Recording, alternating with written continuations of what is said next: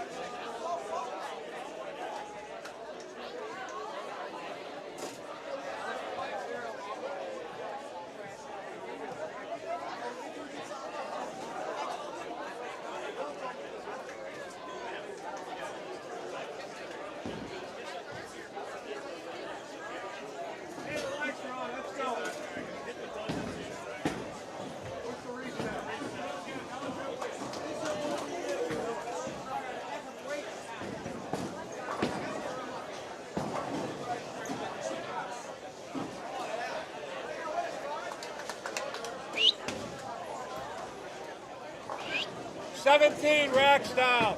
Stuck. It's stuck. Oh, there it goes. There it goes.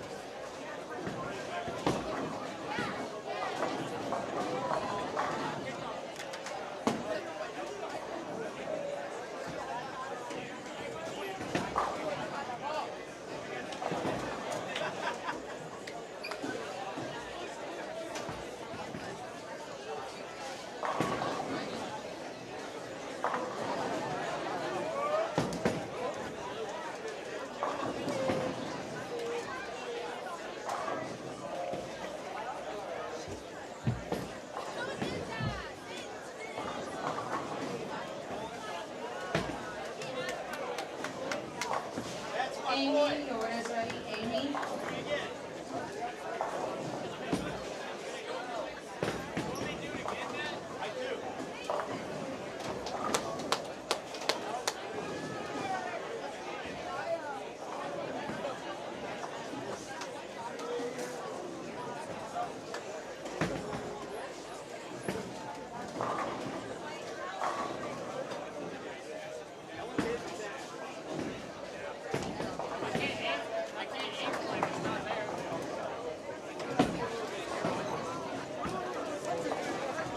Erica, your order is ready. Erica.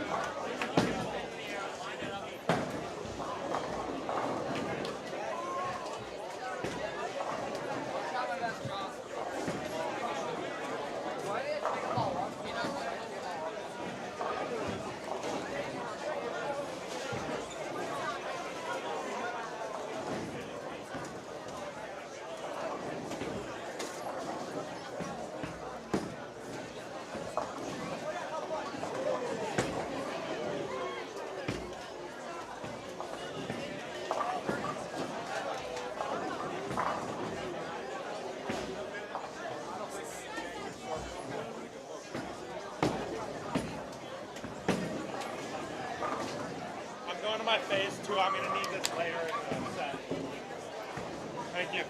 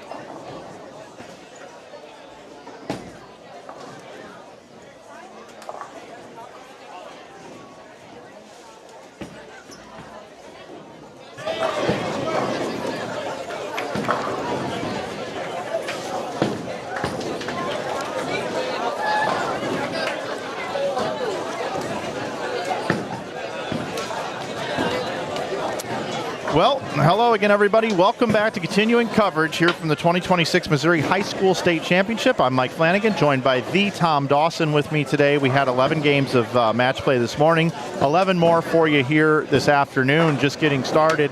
And right now, the big story here, Tom, is the Jackson team. The Jackson team has a massive lead. They bowled 279 in the last game to finish out the 11-game block. and they're sitting at 2697, which is a 280 pin lead, 279 pin lead over second place Fox. Well, when in 22 when they won, and Dennis was their coach, that's what they did. After the second game, they never looked back. Yeah, they're bowling phenomenally well, and we're looking forward to seeing them throughout these 11 games as well. We've got 21 teams out on the lanes. We've got 8 lanes for you in our picture-in-picture. And we're here at West Park Lanes here in Cape Girardeau, Missouri. If you want to check out the standings, I got it pinned at the top of the chat room, mousbc.org. I want to thank General Manager Daryl James and the tournament staff, Terry, Vicky, Cheryl. We certainly do appreciate all of the work that they do. And we've got USBC President Dennis Hacker on hand as well. Very good. Helping running everything. All right, buddy. We're going to get rid of ourselves off the screen, and we're going to get down to the bowling action right here in front of us, just like we did earlier today. Start out in lanes 13 and 14, 15 and 16. You see that 279 game that was posted up earlier today. I'm missing one of the... they're bowling a vacant. Oh, okay. Yep. 19 and 20 is bowling a vacant. Okay, 19 and 20. So over on lanes 13 and 14, we have the Kickapoo team. Kickapoo is taking on Liberty North.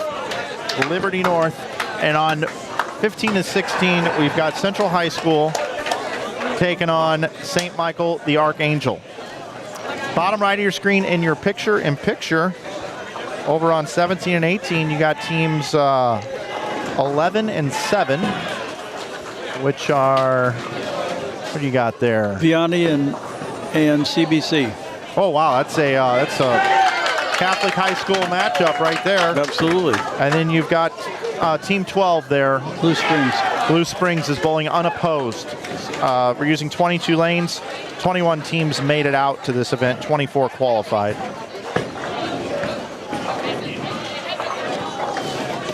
So they're still in there. No, they're actually bowling. I thought they were still throwing shadow balls.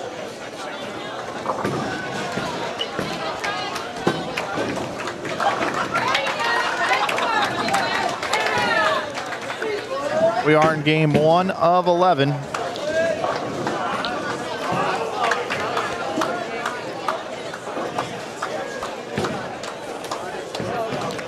So is that St. Michael to start out with the double? Yep.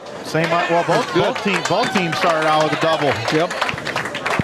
Nice spare there for St. Michael. They need to get it turned around. They are in the cellar. They are all the way at the bottom. Yep. But they can gain a lot of experience from this event and see how they can do moving forward.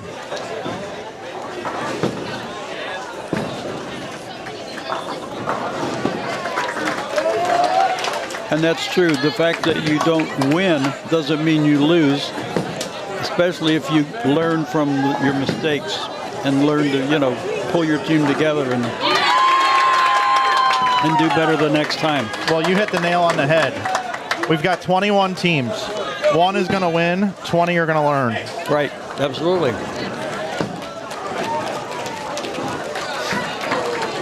Years ago, a kid, I would say maybe 14, went to junior gold and he came back and he was mentally defeated. Yep. And I said, what did you learn from that? And he said, I learned that I'll never do it again. I said, no, what was your problem? Were you not picking spares? Were you not striking? You should learn from that experience. You bowled with good people. Watch not tailor you after their game, but watch how they set up. Watch how they release the ball. Sure. Bowling is a learning curve the rest of your life. Well said.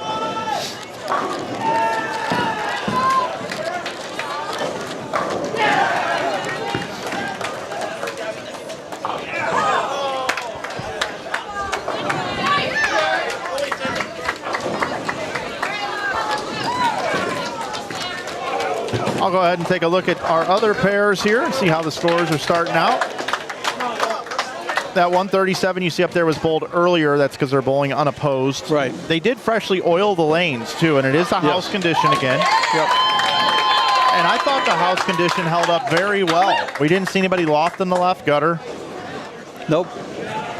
And you can see the leadoff bowlers are not throwing 6 counts right now. So the weaker bowlers were not able to adjust as the lanes dried out, which is typical.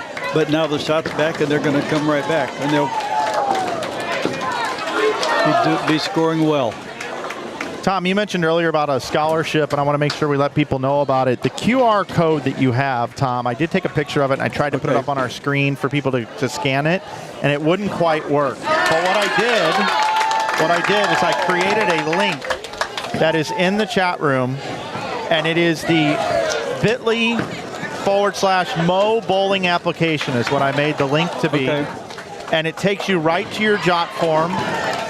And that's where folks can apply for this scholarship. Right. The Missouri State Carolyn Gilbert Scholarship, Don Roman Bowling Scholarship, Dorothy Johnson. The Roman and Johnson are based on bowling skills. And then you got the Townsend and the Heisel. So And they're like community service, giving back to the sport, and that kind of stuff. Now, so if you see that and you want to go to the link, please don't fill it out and submit it right now, because the scholarship winners have been chosen for this year. So anytime after August the 1st, when the season starts, you can start working on that. Just be sure that you submit it online before February 1. When I was at the state tournament talking about scholarships, the one girl came up while I was talking to a parent. She said, "Oh yeah, I submitted mine. I was a day late." I said, "Day late and $1 short, right?" Yep. She said, "What?" I said, "Dennis called you and said you missed the deadline. You can't win any money." She said, "Well, why didn't you warn me?" I said, "How did we know?" Exactly. So if you're going to do this, you can start it anytime you want, because you're going to have to get letters of recommendation. You're going to have to get recent grade point listings. Put a note on your phone calendar, like January 10th, and say, "Work on scholarship app." So you'll remember and get it in before the beginning of February. We got $2,000 each for 3 young ladies. We have $2,000 each for 3 young men. This year we're giving 1 male and 1 female. That's all we got. So we're going to sit on the money, but we'd much rather award it. Yes. And the winners are invited to the showcase, which is usually the weekend after this tournament. You'll be our guest, and you'll be introduced at the end of the business meeting. You get to get up and thank Mom, Dad, God, whatever you want to say. Yep. And Dennis will put together a collage if your parents give you pictures, and it's a really big deal. And then if you have time to stay for the Hall of Fame dinner, they have a table set up for all the Hall of Famers and all the scholarship winners, and each of these have a page in our program. And if you're able to stay for the dinner, they're going to give you a Sharpie and say, "Find your name tag and sign people's programs as you come through." It's perfect. It's a really big deal. Yep. All right. Well, there you have treat it. them right, because they deserve it. There's the link. Make sure you apply. If you have questions, now I'll give you my phone number, but I probably should not. No. I think I brought it. Just go to the Mo USBC website. That'll work. All right. So 191 for Kickapoo. And Liberty North off to a bit of a slow start here. Can still bowl 161. 216 was posted for St. Michael the Archangel. So what a nice turnaround for that team. Absolutely. Sitting down at the bottom. They got some food in them. Now they're ready to bowl. And they defeat Central High School. 30 bonus pins awarded for a win. 216 to 186. Then over here next door, it was 186. The posted score there, bowling unopposed, so you get 30 bonus that was for Blue that. Springs. Yep, and then in this other matchup here, it's a close match. Can still bowl 210. Looks like Vianney can bowl actually 199 now, and 206 for CBC. It's going to come down to the 2 anchor bowlers here in the 10th frame. Yes, it is.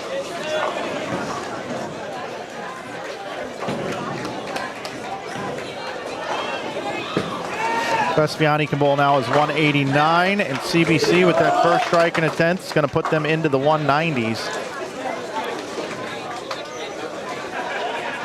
provided they get good count here. 19, lane 19.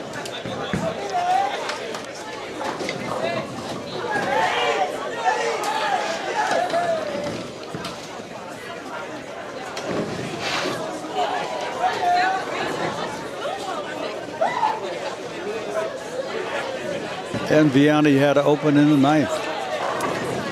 Yeah, the wheels have It's fallen over. off here. Yep.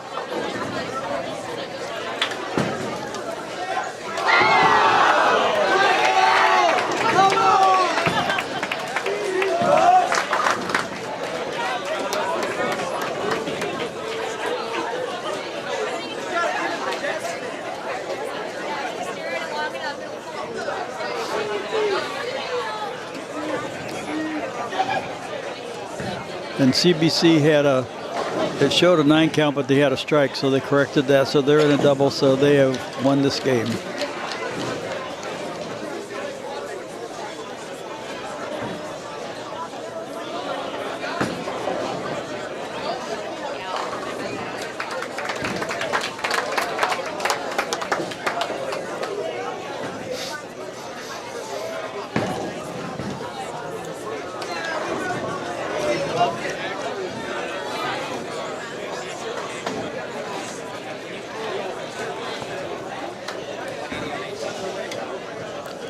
Are you a Cardinal fan?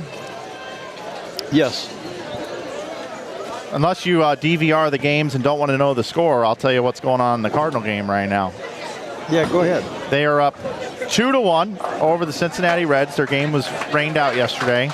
And now the bases are loaded for J.J. Weatherholt. Wow.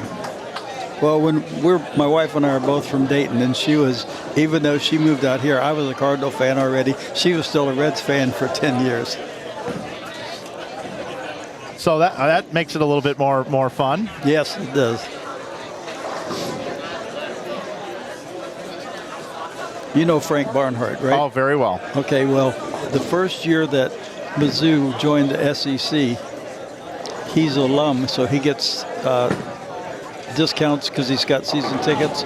So we went to the Tennessee game in Tennessee, and my wife's her whole family is from Knoxville area. So in the middle of the Mizzou, she's wearing the orange Tennessee sweatshirt. Huh. I think Mizzou won in the triple overtime. It was a good game.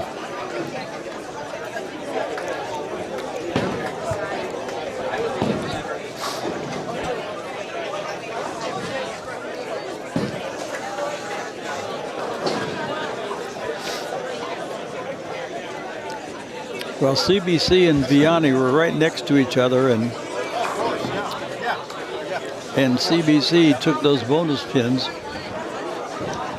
and it was 22-11 to 22-07, so that's going to give them a kick up.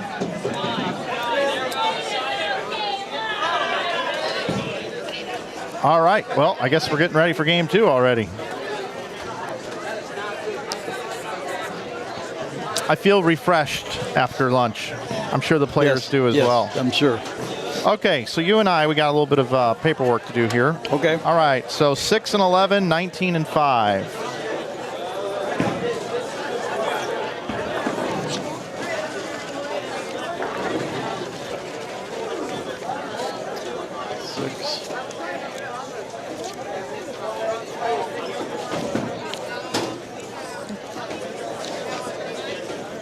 Six, 11. Yep.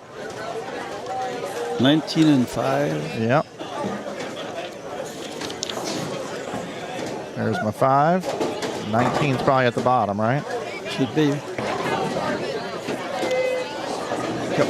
Perfect. 19-5. Then you, sir, you need 4, 2, 10, and 3.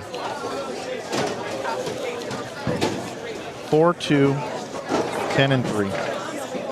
I got 10. Okay. Great, got it. And we're ready. Now you might want to mention if anybody's listening and has a team they're rooting for because I lost track where I was going through the kids' resumes. If somebody has a resume, a team they want the resumes read on, please let us know. And I apologize that I got delinquent in that.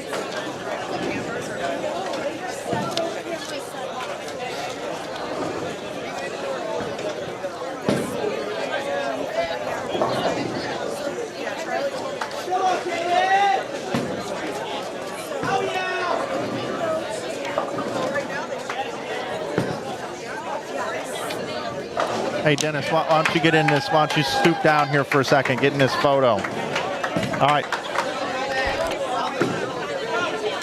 Sending that to Randy Peterson. Randy's broadcasting today as well. Is he? Yep. All right, game 2. You joining us, Dennis? Yes. That headset down there is available. And then just watch the chords. There we go.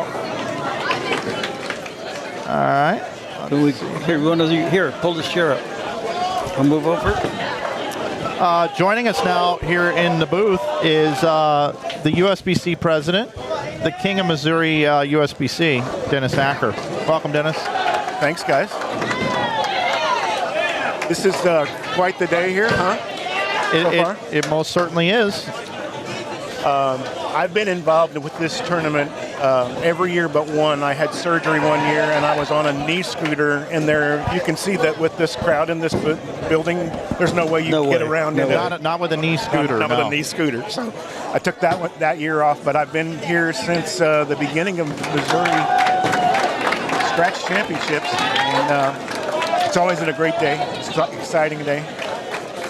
I'm going to introduce the matchups real quick here before we get too carried away. Lanes 13 and 14, we've got Belton taking on Vianney. Over on 15 and 16, we've got Ray Peck taking on Jackson, which Dennis is going to talk a little bit more about Jackson here in a minute. And then Tom over there on 17 and 18, we got 11 and 7. Excuse me, that's not right. 4 and 2. Yeah. Perryville and Lafayette. And 10 and 3. St. Michael and Lebanon. And St. Michael just came off a nice big win. Yes, they did. After being in last place. They bowled a 200 game. That's got to make them feel better. Yes. Now, Dennis, let's talk about the Jackson team here on lane 16. They bowled 279 in the last game. We were hyping them up. They had the front 8. We carried every shot here, so we did not put the black cloud on them. Okay. So this is that was Hunter Jones that's up on the lanes right there with a 2-4-8-10. Obviously, the lanes are acting a little different this afternoon than they were at the end of that first block. Hunter is a senior, and he will be bowling for Don Griffin next year. Mobap, yep, in St. Louis. I was giving Hunter some trouble earlier because he solid 9'd in the 9th frame on that 279 game. I told him that if he wasn't trying anymore, we were going to move him to the 3-hole. So the one that's up right now is Harper Burnett, and obviously this guy, maybe, I don't know who's watching, but typically doesn't need any introductions anymore. He's made a name for himself around the country. There we go. He obviously didn't have that ball hang like Hunter did. Harper's got a lot of experience and things all around. He's been he made match play at Junior Gold as a U15 player 2 years ago, almost last year. Caden Kiplinger just now up on lanes 16 there and throws the double for us. Caden is a junior at Jackson, so he'll be back. The only one they're losing right now is Hunter Jones. Everybody else will be back next year. That's good. Yeah, and Burnett's only a sophomore. He's only a sophomore. Yeah, that's going to be something else. That one, if it isn't already. Yeah, I was eating lunch with his parents, and she was saying he's going to some event in Detroit. Oh, yeah. Oh, it's in 2 weeks. I'll be there. Yep. Okay. PBA Junior World Series of Bowling. Yes. Randy Peterson and I will be on the call. That's awesome. Very good. Yep. And then, of course, he'll be going to gold after that. Yep. Now, Tom, Yes. I'm going to do my best with Randy Peterson. After working with somebody like you, going and working with, somebody like Randy Peterson, I'll try to get him up to your level. Oh, Okay. yeah, right. But thank you for the comment. I was just texting with Randy. Randy wanted me to pass along to you that, not to talk about age or anything, but he doesn't think he can do what you're doing right now at your age. So that's Sure he will. That's a big compliment. If you love the game and you stay active in it, that's just a labor of love, right? Yep. Dennis, right? Absolutely. Randy's watching? Well, he did for a second. Okay, He gotcha. tuned in for a second this morning. All right, that's good. He's broadcasting down in Florida. Oh, that's right. With Dave Lamont Yeah, and Chase Kaufman. Oh, boy. Okay, so this is Caleb Martin that's up there right now. And Caleb and me have a little deal going on here, and I didn't get a chance to do it in the first game, but this one, anytime he misses a single pin, and he made it, I make him plank until it's his turn to bowl again, and I tell everybody else to take their time. And so even during leagues, he'll be missing a single pin down there, like a 10 pin or something like that. He'll look over at me to see if I saw it, and all I have to do is do a down with my finger, and he's on the floor waiting, and I'm planking until it's his turn to bowl again. So.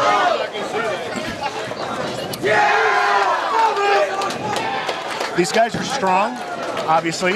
You can see it in the standings.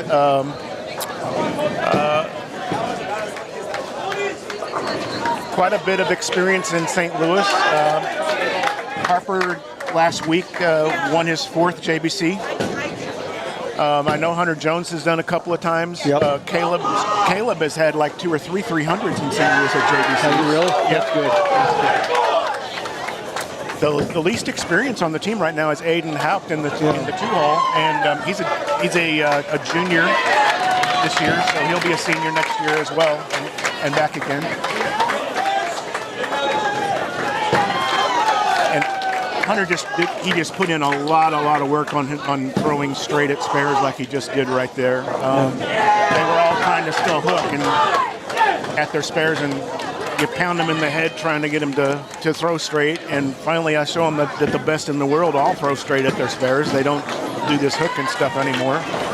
So some of them buy into it, and some of them won't. Yep, that's true. Well, a number of these kids are bowling in John Williams Junior Bowling Club, and he's expanded since he took it over when the rest of the crew passed, really. And he's actually got a junior board also, so he's got a number of bowlers representing the bowlers themselves in his program.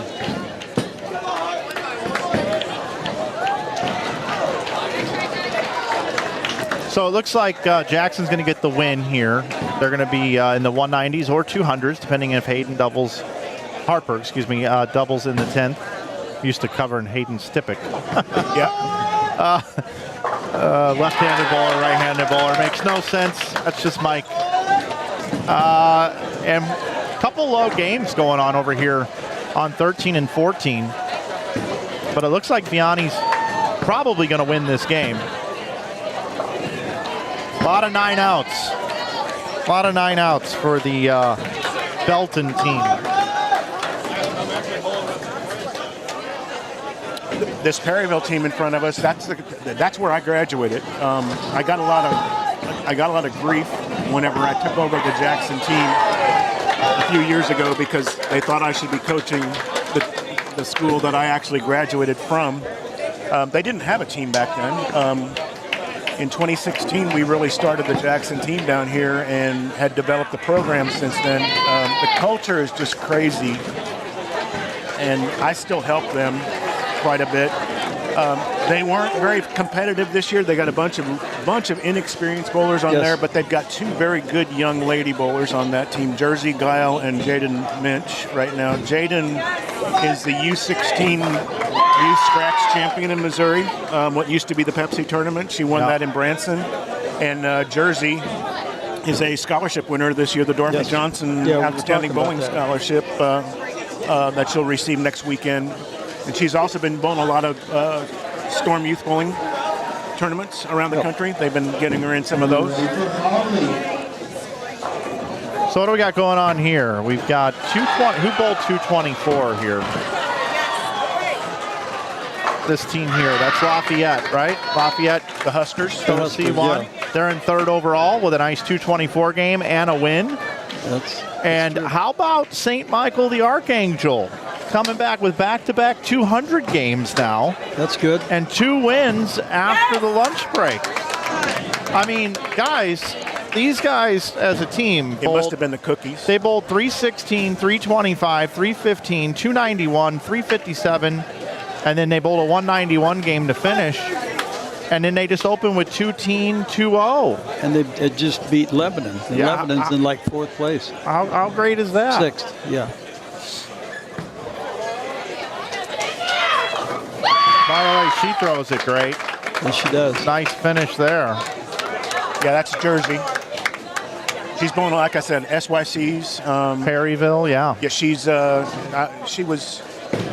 What's really cool, I wrote a recommendation letter for her scholarship in the Missouri State, and one of the things that I put in that letter was that 2 years ago, her dad couldn't come to Junior Gold. I happened to be working up there, and so they said, "Can you go over and take a look, and help her out a little bit?" So I went over, and we know that they bowl on 4 different patterns up there, and. Yeah, 6, I think, if you make the show. Yep, and you don't get a chance to see stuff like that around here, especially Perryville's a wood house, so it doesn't react the same way there. And I was up there and trying to move her around on the lane and get her to play different places and places on the lane that she's never played before, and she never argued with me at all. She listened to everything that I said, even at the biggest stage in the world, which is really cool. You take chances and go up, and she learned, and her game has evolved so much in the last 2 years. It's pretty cool. That's great to hear. All right, we got to figure out who we got bowling in the next game here. Let me change the graphic. Going to game 3 already. And looks like we've got 19-3, 2 and 13. 19-3, 2 and 13. I got 19. Okay. 3. Yep, 19 and 3. Then I need 2. And then I need 13. 13. You got it. All right, beautiful. Now we're going to get yours. We've got 12, 5, 17, 11. I got 5. I've got 11. Okay. Again, your order is 12 and 5, 12, 5, 17, and 11. Okay. Good to go. I'll stick with you for a couple more minutes. About middle of the game is when the standings typically come out. So, well, as long as you want, and if you want to stop back in between, I may do that. certainly welcome. We got to give a shout out to a few people here. We want to give a shout out to Zach Platt. He's a proud Army uncle. Thank you for your service, especially on this Memorial Day weekend. Also, Robin Morris in South Africa checking in. And Scott V says, "Hey Mike, was awesome to meet you at the TOC. I appreciate you hanging out with me there and appreciate the super chat."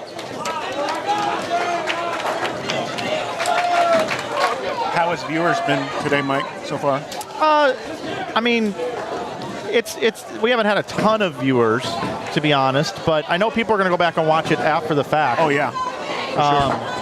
So, we're just, as Dusty Slay likes to say, we're just having a good time here. All the kids will go back and watch. Oh, yeah. Okay, let's head over here for a second. 13 and 14, 15 and 16. We got Ray Peck is taking on Lebanon. And then we've got Lafayette taking on Seckman, I think. Is that right? I see that right. I'll make sure I got it right. That's Seckman. Yep. And then I got Blue Springs and Jackson and DeSmet and Vianney. Another Catholic. Another Catholic matchup here, yeah. All St. Louis area, yeah. So is John Davis here? Pardon? John Davis, is he Yes. here? He bowls for Vianney, I believe, right? Yes. I I met him yesterday. I haven't met him yet, so I'm going to go meet him. You were talking about alma maters. I went to Vianney, Dennis. Oh, really? Yeah.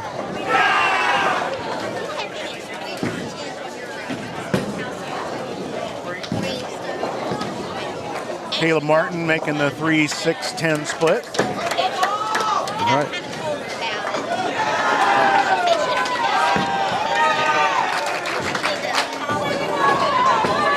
Mike, it's funny.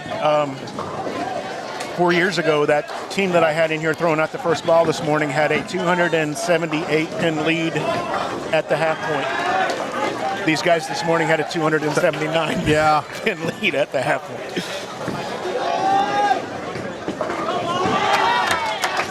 Hello to my big brother Mike and Tom.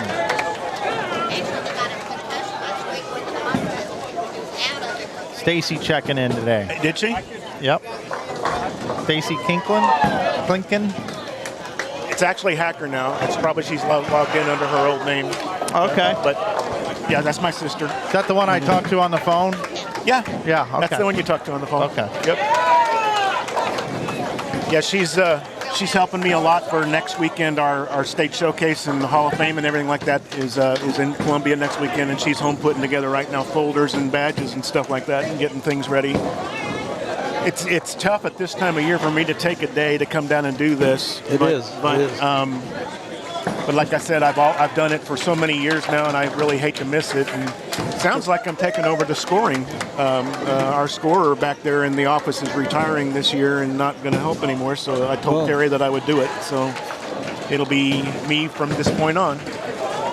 Well, she's helped the last couple of years. Yeah. She's done a really good job. Yeah. And you don't even know she's around unless you talk to her. She's just behind the scenes, gets everything's lined up and ready to go. That was one of the few bad shots I've seen Harper make all day. It was a big 4.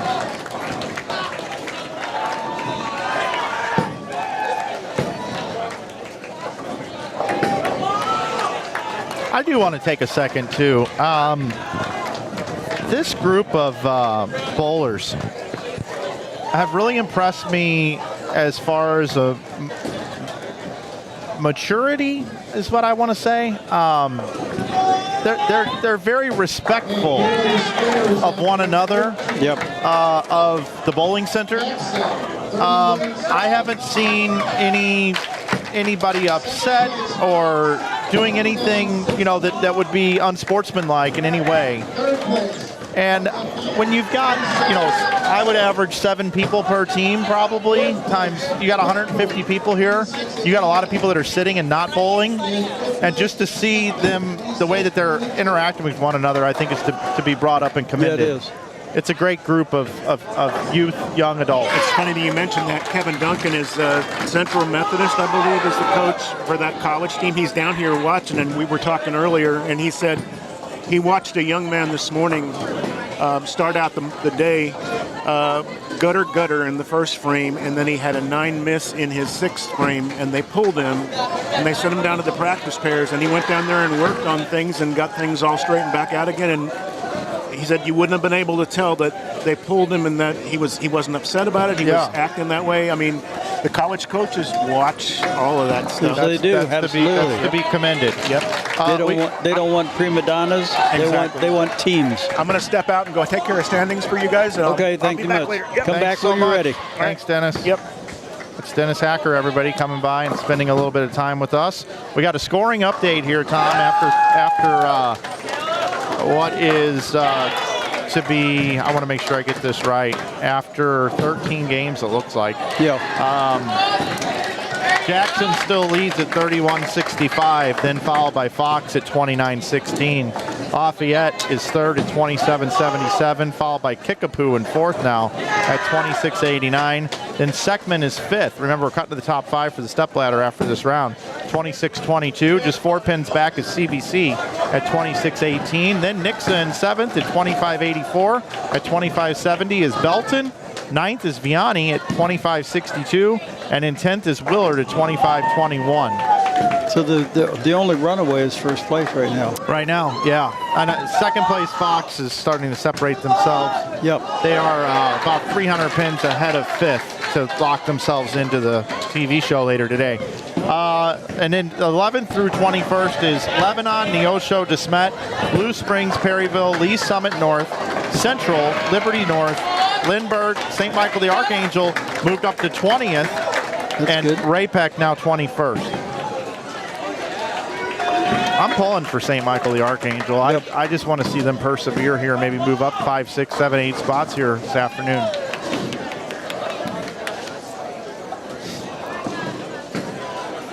So we see the Jackson team here. They can max out at 193. Yep.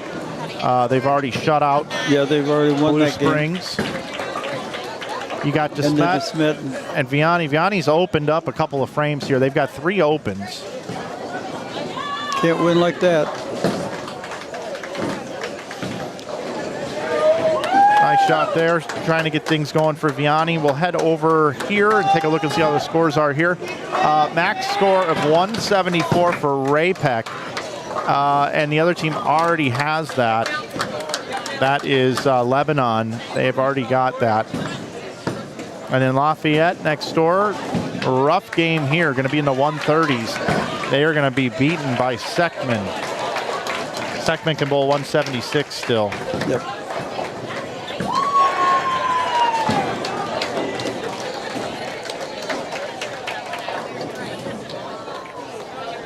So we'll go back over here.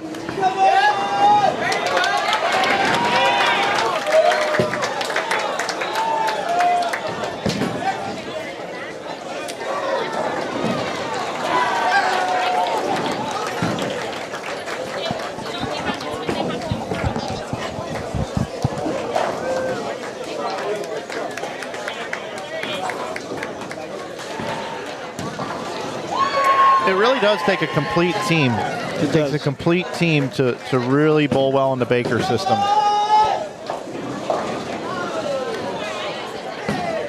I see a lot of great individual bowlers bowling anchor for their teams, and maybe there's some older, some soft, or some seniors that graduated last year. Yep. Maybe they're a bit younger. People still got to gain experience, but there are some really great anchor bowlers on some of these teams that aren't quite as high in the standings that I've noticed as the teams have come through here today. Yeah. And if you watch on some of the teams that have weaker bowlers because they're starting up, the kids aren't walking away from them. They're giving them fist bumps. They're saying, "Come on, shake it off, come back." Yeah, exactly. So the encouragement helps the weaker bowlers build. Yeah, and they're going to go out and practice all summer. Yeah, they will. They will. They'll come back next year new and improved.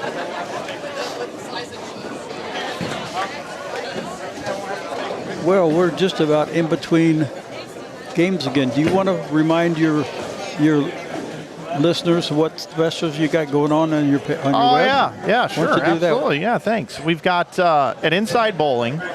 We started a merch store in 2018. We just wanted to have a bunch of people go out and wear bowling stuff instead of concert T-shirts or whatever other brands. We wanted to really make sure that people were out as billboards for bowling. And 2026, we're still doing it. We make everything in-house. We print employee uniforms for bowling centers. We help people outside of the bowling industry. We actually print for Salt and Smoke restaurants, all their employee stuff. I mean, we have a plethora of people that we print for, but we really, really love the bowling industry. And if you'd like to save 15% over on our website, you can with coupon code YouTube, and that's on all of the apparel that we offer at Inside Bowling. Check it out. If you'd like to support our streams and just everything that we do here, we do get paid to come out and do these live streams from time to time, but at the same time, all this equipment isn't cheap. It costs a lot of money to keep this stuff rolling. So whenever you support our merch store, we put a lot of that back right in, other than putting food on our table and paying our bills, we do put a lot back into the sport. So we appreciate anybody that wants to take advantage of that. And right now we got buy 2, get 1 free on t-shirts, good till Wednesday. And that's with coupon code free shirt. But that's only good until Wednesday if you're watching this later. But stay tuned to Inside Bowling as we do a deal of the week every single week. So there's always savings on our website. Very good. Thank you for that, Tom. Yep. All right, so we're getting ready to head into game number 4. So it's time to pull our next batch. 7 and 4, 12 and 14.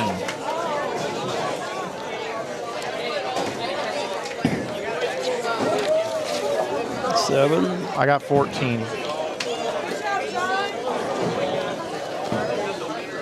4 and 12. That's what we need next. I thought I had 4. Nope.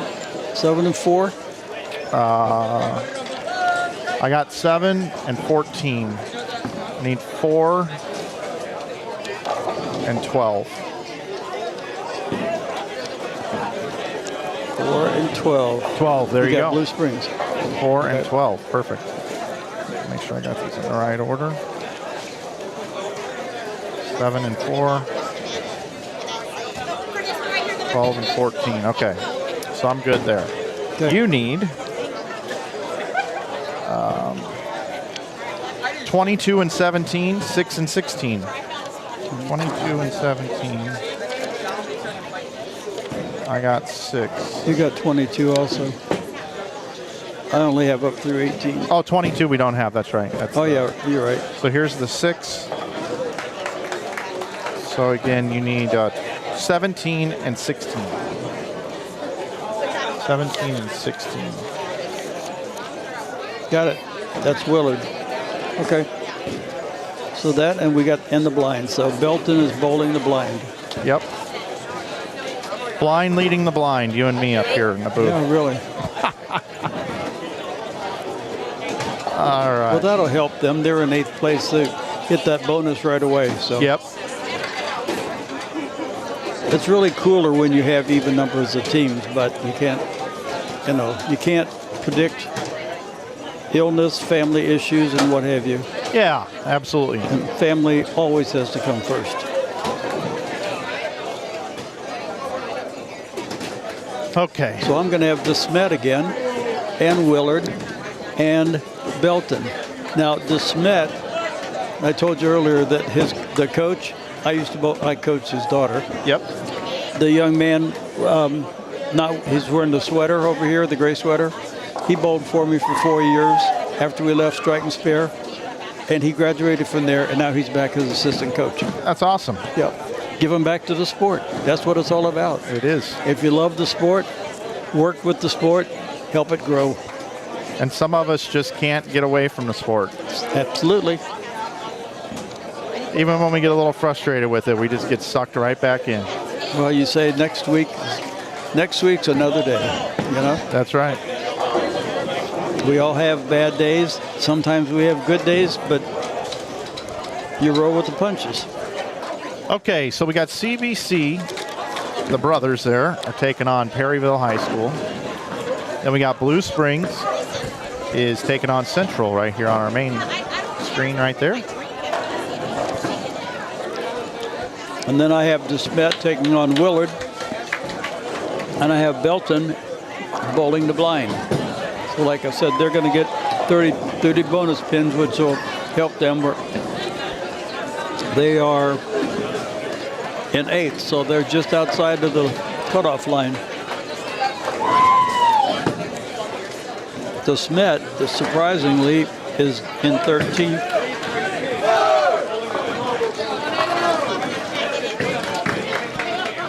Willard is in 10th, so we'll see what happens.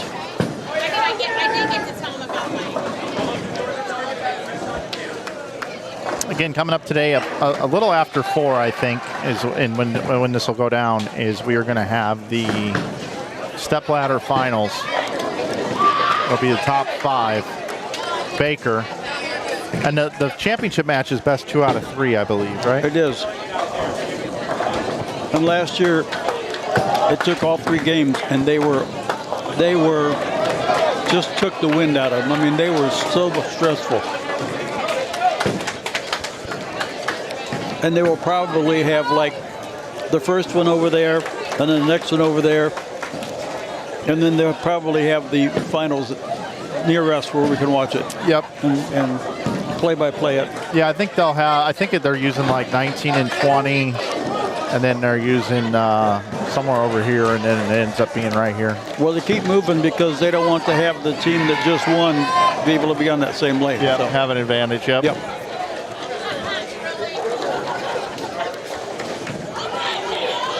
And I think they each get one shot on each lane, and then the leader gets lane choice.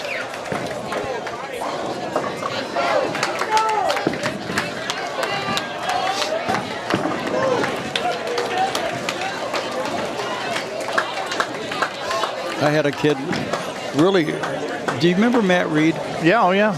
He was bowling in a tournament. It was a Gateway, and I was over there watching him.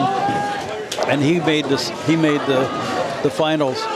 And he said, "So I get lane choice. What does that mean?" I said, "The lane that you're scoring the best on, you start on the other lane. You want to finish. Yeah. You want your 10th frame on the lane you're nailing." He said, "I never thought of that." But, you know, he's just a kid. He shot a 300 when he was a freshman in high school.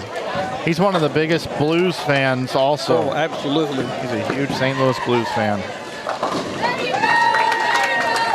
Somebody said, well, as good as he is, he's not hard to coach, is he? I said, oh, yeah, I have to call him on travel league day and say, get out of bed, I need you an hour. That's right. I think there were a lot of us like that. But when he threw the ball, you never heard it touch the ground.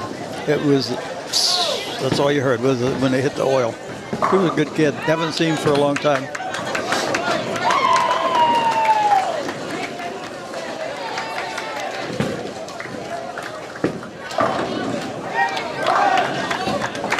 I think he bowled with us as an adult one year, and we were at Oasis, and he threw a 300, and they said, "That was awesome. Is that your first?" He said, "No, probably 15."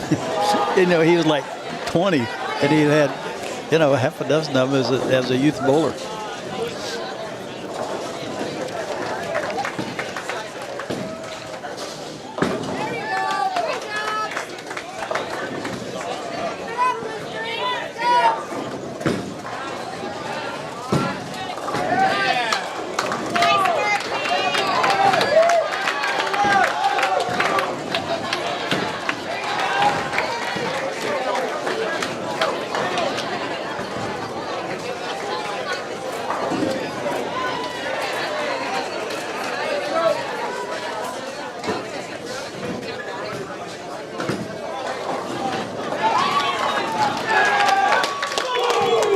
Schmidt's the one that's bowling the blind, right? Yes. Okay, that's good because they're not doing real good. They need the points.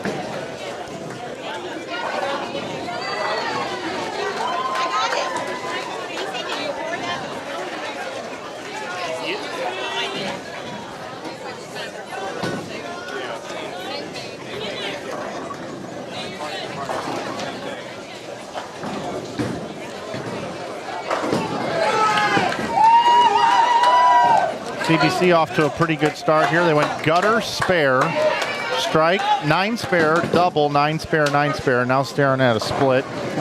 We're going to bounce out of there for a second, move back over to here. We got, like you mentioned, DeSmet not having a great game here, but they are bowling the blind. They still have half the game left about here. All right. And we got a pretty close matchup here between what looks to be Belton and Willard. And Willard.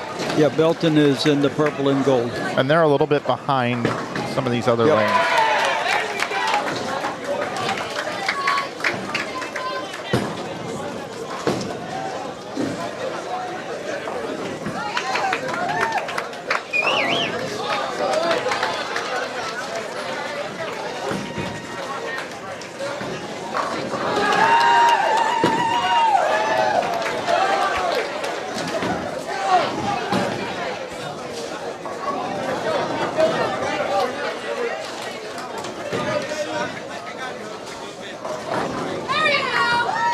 Come on, Belton. You did a strike. You just had a miss ahead of. Nope, split. That's too bad.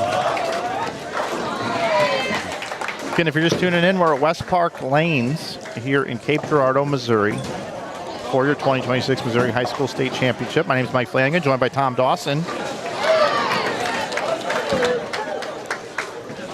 And you're watching exclusively here on YouTube on our Inside Bowling Network. You know, we got 109,000 subscribers here, Tom. Absolutely awesome. Yeah, 109,000 subscribers on this network. We're doing about 12 events a year or so now. That's good. Can't do all the ones that ask, but we do quite a few. Well, we're glad you were able to make this one. It just worked out. I happened to be home this weekend. That's good. And a little one-dayer to come down wasn't too bad. I fly out to Rochester on Monday to do the PWBA Summer Series with Emil Williams Jr., Brian Kane, and Jason Thomas. And then the week after that, I'll be up in Detroit for the PBA Junior World Series of Bowling, and I'll be working alongside Randy Peterson. And then it won't be long after that, we'll be back on the Inside Bowling Network. That's good. Well, it's keeping you busy, so that's good. Yeah, it certainly does. We'll have the Cactus Classic coming to you live from Lakeview Lanes in Sun City, Arizona. Theo Duthitt's event, 19th through the 21st of June. Then we got the Spa City Open down in Central Bowl in Hot Springs, Arkansas, July 18th and 19th. Then we followed up with the Desert Heat Doubles, July 25th and 26th, back to Lakeview Lanes in Sun City, Arizona. And then August 2nd, we'll be right back here for the Missouri USBC Masters in Queens, August the 2nd. August 22nd through the 23rd, we'll be in Springfield for the Springfield Doubles. August 27th through the 30th, we head to New Mexico for the New Mexico Open out in Albuquerque. And then down in Clarksville, Tennessee for the Mega Match Play Madness. That'll be September 4th through the 7th. Ebonite Fall Classic, the 12th through the 13th of September from Waterloo, Iowa. And then the DV8 Nightmare Doubles, October 10th and 11th from back in Central Bowl in Hot Springs, Arkansas. Agenong Open at the South Point Bowling Plaza in Las Vegas, October 15th through the 18th. And the Hammer Holiday Doubles from St. Clair Bowl in Fairview Heights, Illinois, December 10th through the 13th. Well, you'll be home for Christmas. That's right. That's good. You got a very full calendar. Good for you. Yeah, and that doesn't even count my Bowl TV gigs.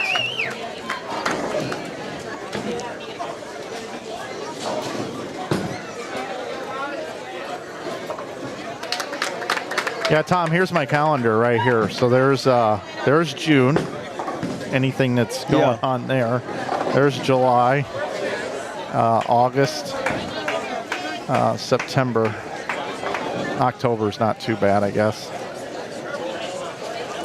We got a couple other events that we're actually going to be talking about soon. I can't announce them yet, but we got another really big one coming up in November we're going to be part of. Good, good. So if you're enjoying this and you're going to be in town, this is always, well, one time they moved it, didn't work well, but it's always the Saturday of Memorial Weekend. Okay. And then it's followed by the showcase. So it looks like the win is going to take place here for Willard. Looks like 163. Yeah. Yep. Willard's going to get that win. Close.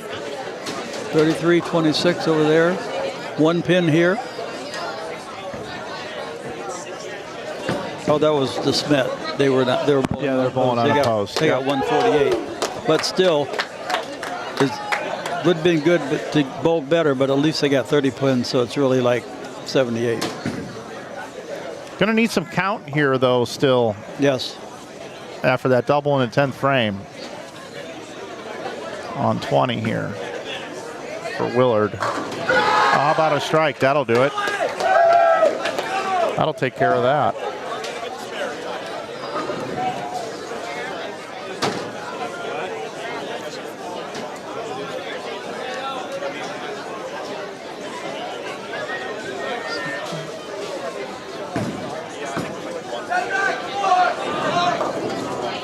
Eight count. Sleeper. 2-8.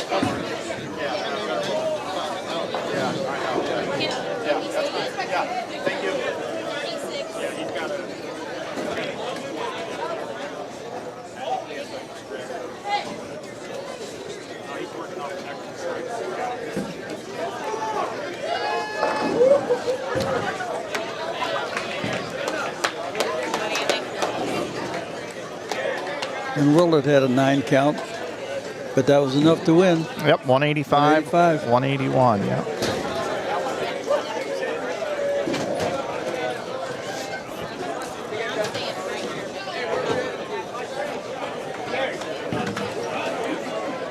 Okay, rolling into game number 5. I guess we got to do our work again, don't we? Yeah, we do. All right. So this game coming up is actually going to be game 16, I believe. Yeah. So 15 and 12, 4 and 17. I got a 4 over here. I got a 12 over here. 15 and what? Wait a minute. I think I did the wrong thing. 15, 12, 4 and 17. Yeah, 4 and oh, here we go. You have the 12? I do. And then 4 and 17. You got both of those.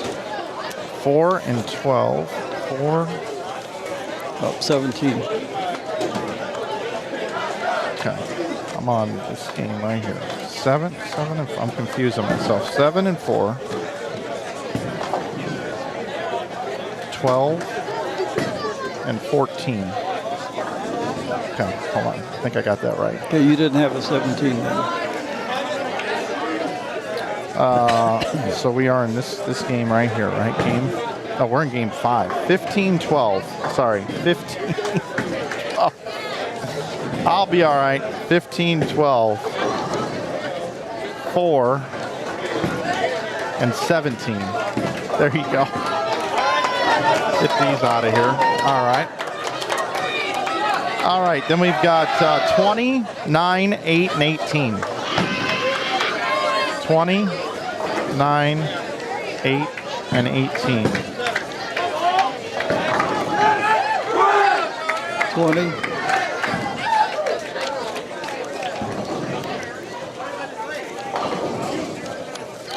I got 9. 8 and 18. 8.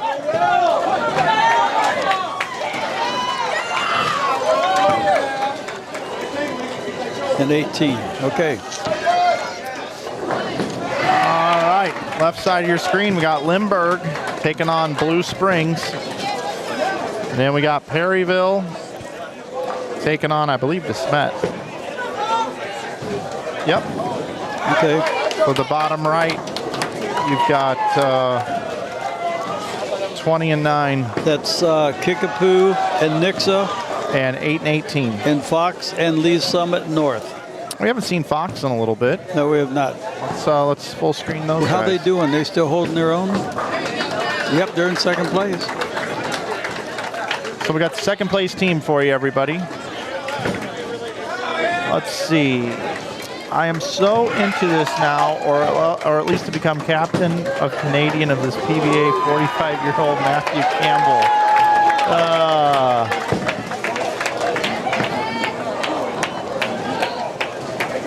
Thank you. Appreciate you.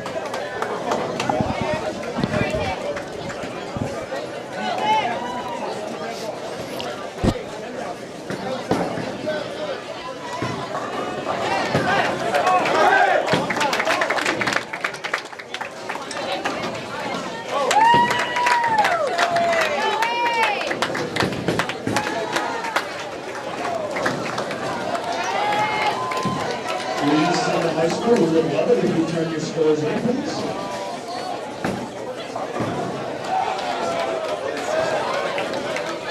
Okay, Kickapoo started with a strike, spare, strike, and Nixa started with a strike, miss, and a 9 count. Oh, left the 5 pin. Everybody's hand went up. I'll take water.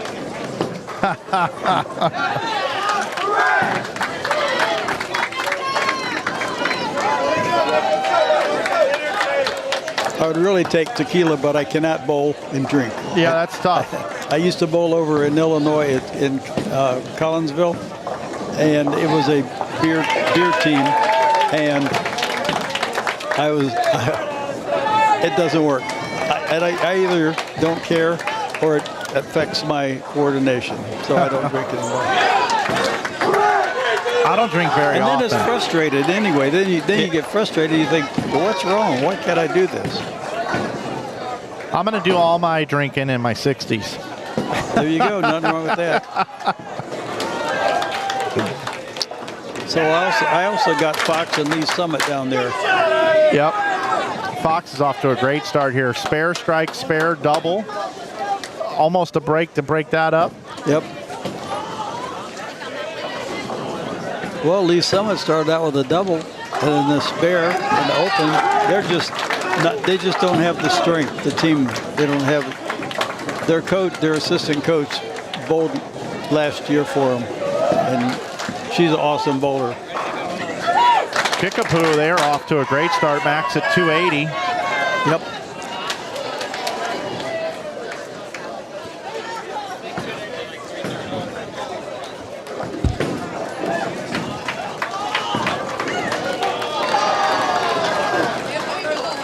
And they're bowling Nixa, who's in 7th place. Oh, but they're in, Kickapoo's in 4th place, so they're doing good. Yeah, they're in a good spot. I'll be right back. Okay. Fox and Lee Summit.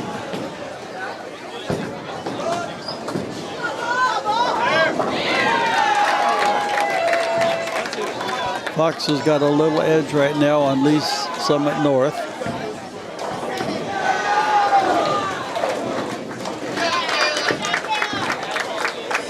And they're on your main screen right now. Fox is in the red shirts, and Lee Summit is in the black with the doodads on the back, and then going to the left of that, then Nixa is the kid with the red shirt with the gray shoulder on it. And then Kickapoo is in the yellow and brown.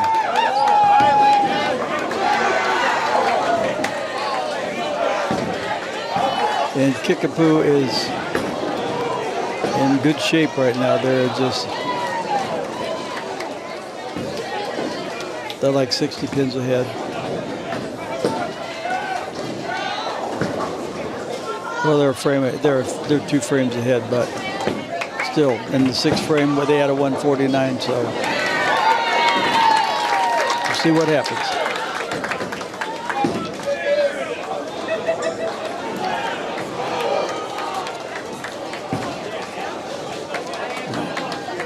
Fox just had a, no, they didn't. I thought they had a split. I'm sorry. Yeah, there's a split.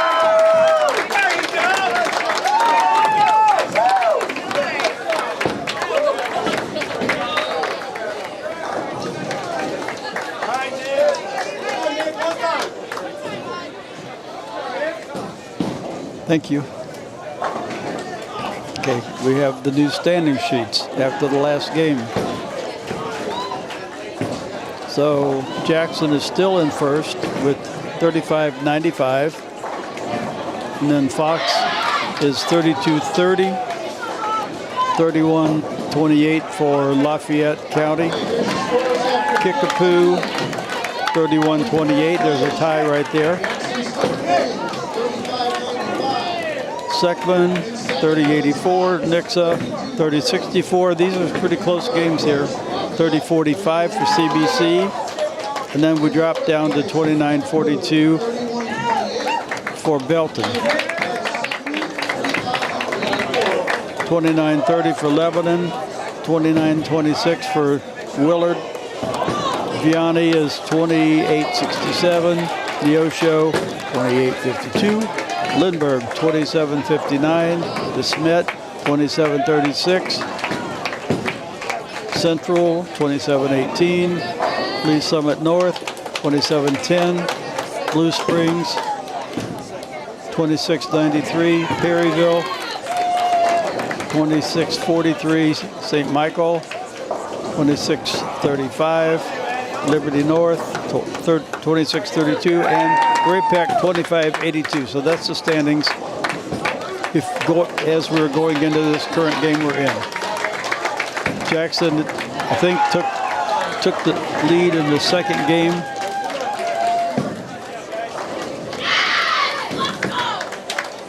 Yep, the second round, I'm sorry. Game After game 4, they were in first place, and they have not looked back. Much like when Dennis was coaching them several years ago. They just got some really good key players. There we go. I just reviewed the current standings with everybody. Did you go over them? Yep, I did. Cool. Jackson still leading. 365 pen lead, huh? Big lead, yeah. But right here, there's a lot of them really close. Yeah. Just, you know, a win trying to make the top and a five, bonus yeah. is going to just jump them up. When you bowl these formats and you get bonuses for winning, that makes all the difference in the world. Kickapoo with this 225 and a win. That's a big one for them. It is. Yeah, they beat Nixo.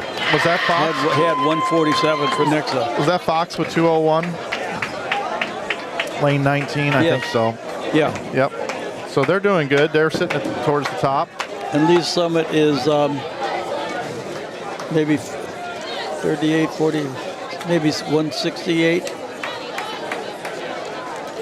DeSmet doubled in the 10th to beat Perryville here. And Blue Springs gets the win over Lindbergh, 199-168.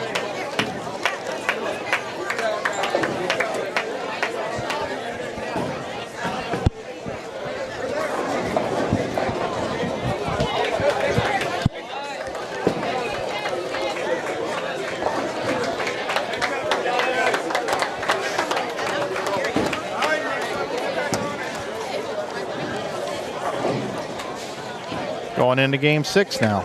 Right.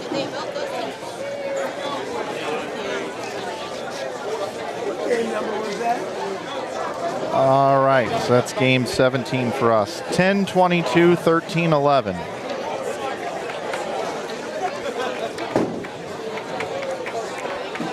You have 22. Oh, 22's out, yep. Oh, yeah, and 10 what? 10, 13-11. It could be in this pile. You got 13. No, I sure do. Yep. Yep, you should have 11. I do. That's Vianney again. They're just following you around. Yeah, you sure are. It's like I stacked the deck for them. Okay. 19-1, 12, and 9. You got 19. I do. 19 and 1. Pardon me. 12 and 9. Yep. You have 12. I sure do. And I have 9. There's okay. 12. You and I are gonna have to like go play bingo or something. Yeah, really. Because I mean, after this, we're marking everything.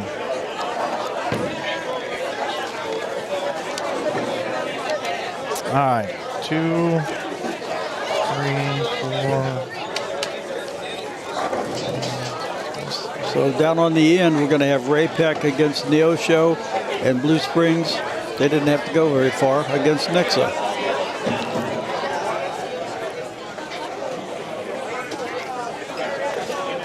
Yeah, and I've got, let's see who I got here. I got for game 6, our boys from St. Michael the Archangel. Going to be bowling unopposed, so they're going to get 30 bonus pins. Good for them. Then Seckman is going to bowl Vianney. That'll be on 13 and 14 and 15 and 16. Seckman's in 5th, and Vianney's dropped way down to 11th. Uh-oh, going in the wrong direction. Yes, they are.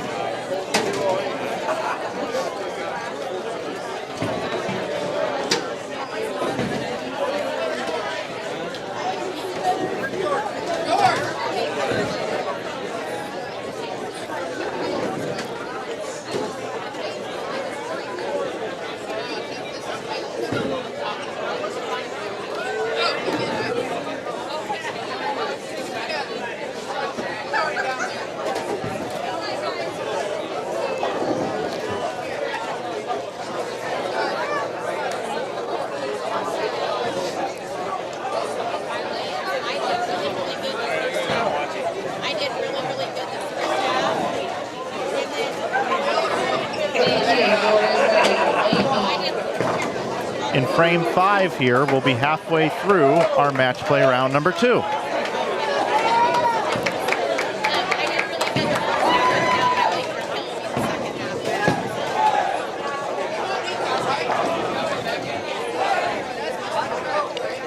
Well, I'm glad they were able to arrange to have some collegiate coaches here to judge the bowlers for the All-Star team. Normally, they just try to get somebody from the local association to do it. And who knows, they may pick up a good bowler. Or at least, I don't know. I guess, well, probably they would be in the area, so they're probably not NCAAs, but, they can certainly talk to them and grab their interest. And there's a handful of kids here that'll be a great addition to any one of those collegiate teams. Oh, yeah, without a doubt. We'll move over here. We got it started with a double for Neosho. Crossover, maybe? No, that was right in the pocket. Forgot we're bowling on a house shot. Yep.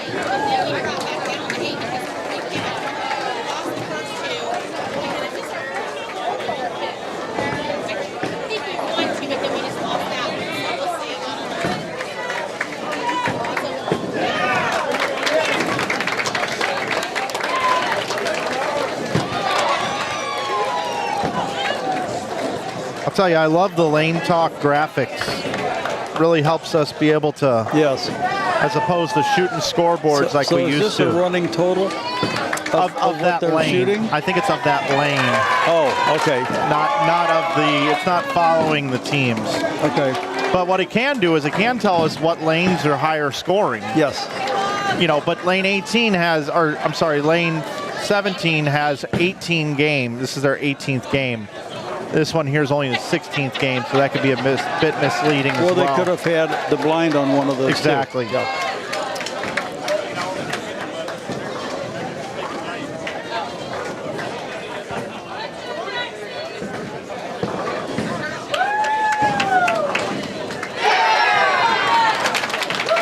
So 16 scoring a little higher. These two are closer together. Yep, exactly.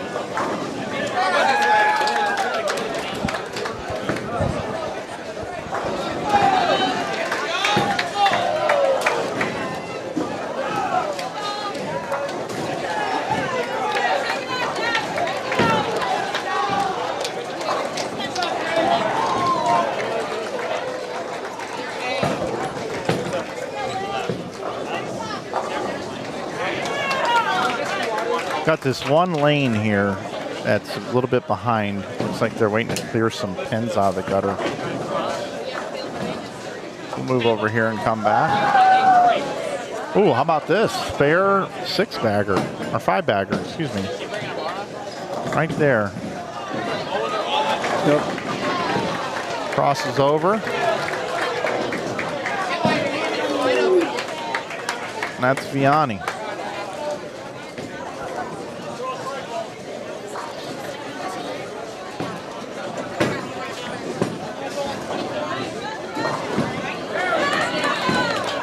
Got the head pin off over there. Got to make the 5-pin. Uh-oh. Whoa. Whoa, that came back.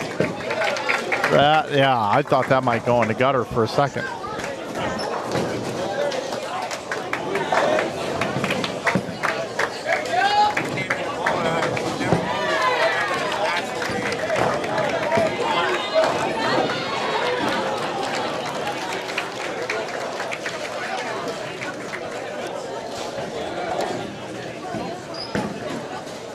Jordan O'Brien for Vianney, their coach, was just telling me that he never bowled before, and he said, I'll come try out for the bowling team, and that was his natural game, the way he bowls with 2 hands. The kid that threw the two board to get that. Yeah, spirit. yep. I guess we'll cut him a break. Since he's only been bowling for a year, he's a freshman. Yep.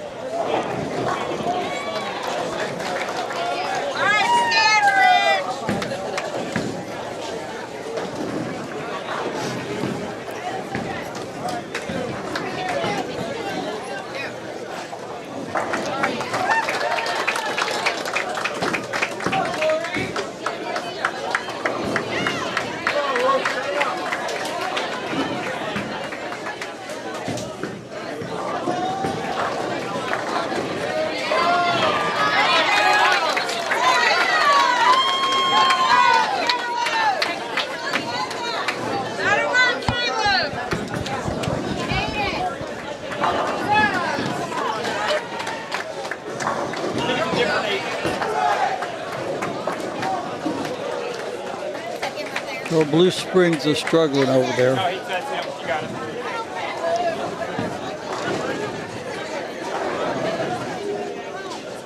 And they're bowling Nixa. Nixa's in 6th.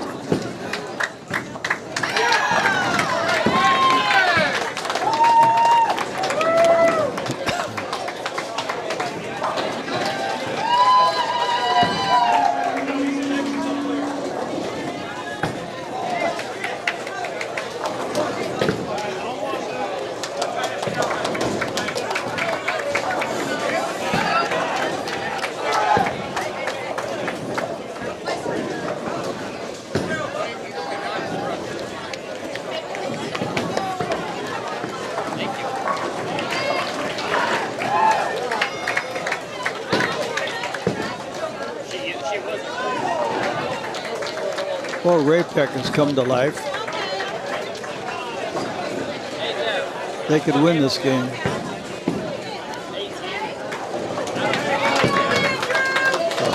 Nope, no, maybe not. Yeah, they could.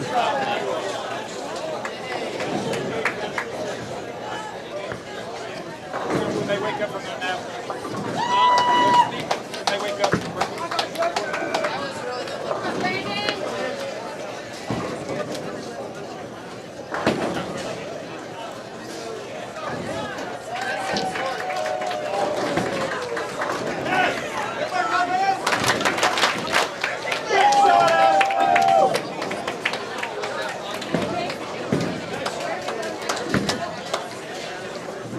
So Vianney's going to be in the 230s. Seckman bowls a nice 197, which is going to help them overall, even though they didn't get the 30 bonus pins. St. Michael the Archangel is bowling unopposed, can get into the 170s now, 179. Yosho beat Ray-Peck 189 to 182. If he could have struck out in the 10th, Ray-Peck could have took that. This game's a little bit further behind here.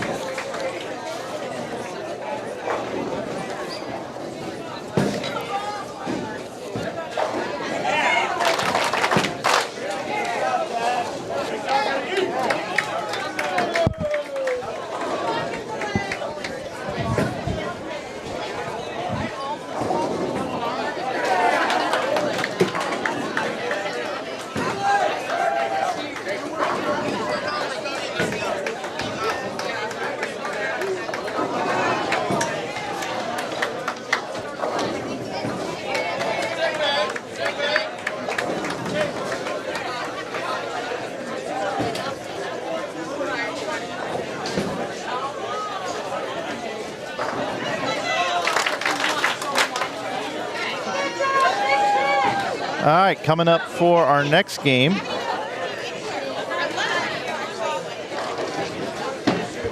It's going to be game 18. Okay, Blue Springs has been put out on that game, and not sure which team that is over there, but just they threw the last 4 in a row and walked away with the game. Neosho, no, that's not Neosho. Nixa, that's Nixa.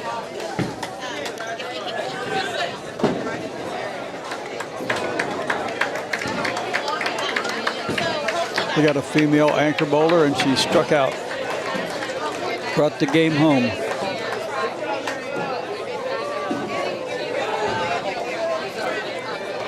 You have a 12 over there? Yep.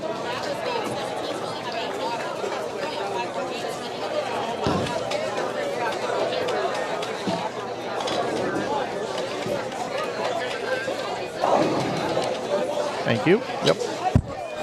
So I'm set Oops, for the next hit my round. microphone. Sorry, You're guys. good. If I jaw shield your ears there. 6-4, 15-19. 6-4. Yep. I got You 4. got that. I got 4 right here. 6-4, 15-19. I got 19.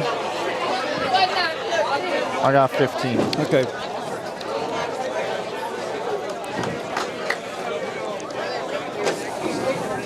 Belton and Perryville. Belton is 8th with those standings. There'll be a new one coming out just a second. So. Perryville is struggling. They're in 18th. Lindbergh is going to be bowling Raypeck. Raypeck's in the cellar. And Lindbergh is all the way down to 13th. They were doing good early on, but they've just lost the line. Doesn't take much to kind of start to lose it. No, it doesn't.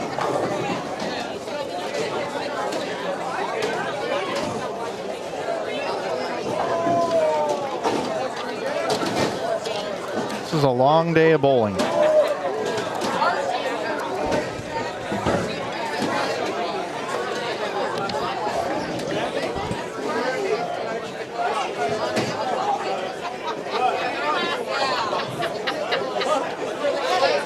Well, it's a lot of bowling, but if you figure they only bowl 2 frames, they haven't bowled a whole game till they've thrown 5 games. That's true. But there's a lot of stress. There is. And stress can fatigue you.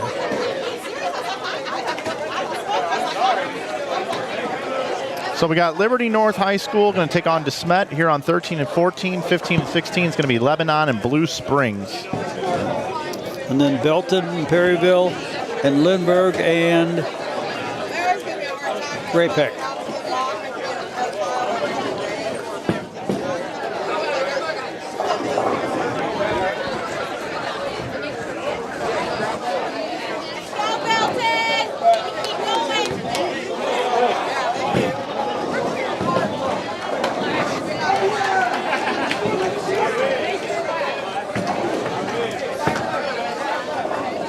I just pulled out Nixa. Some of these resumes we haven't gone through at all, but Nixa just pulled one out because their anchor struck out. And I am guessing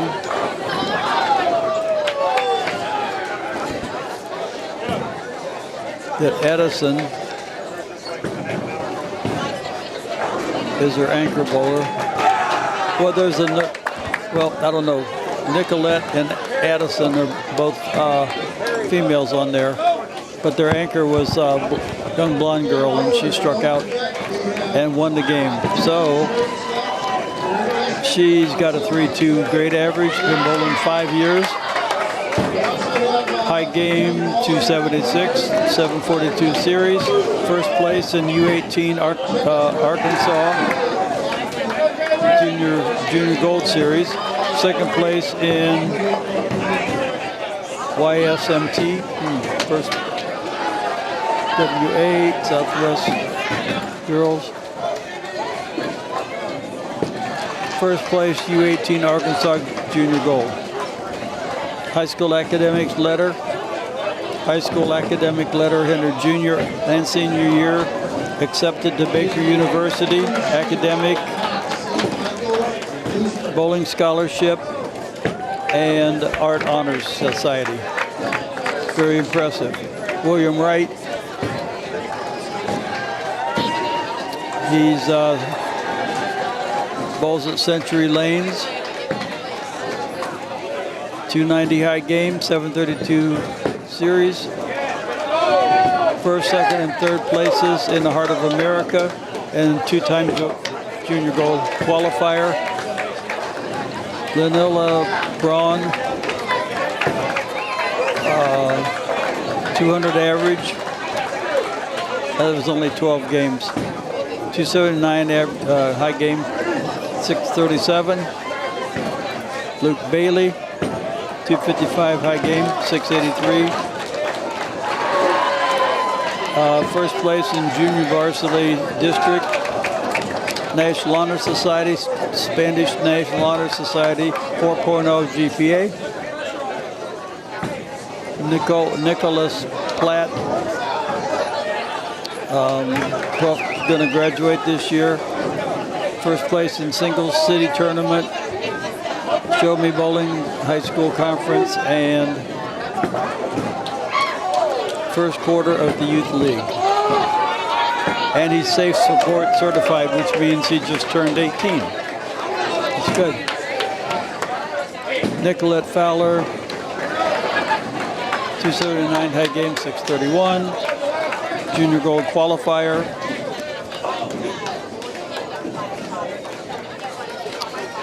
And Drish Crawford, 201 average.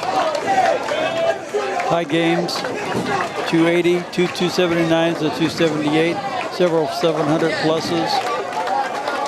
Freshman year academic letter. All right. Impressive team there. That's Nixa. That's Nixa. It's nice to see when they do just more than their bowling, because people, you know, that's a good, well-rounded student.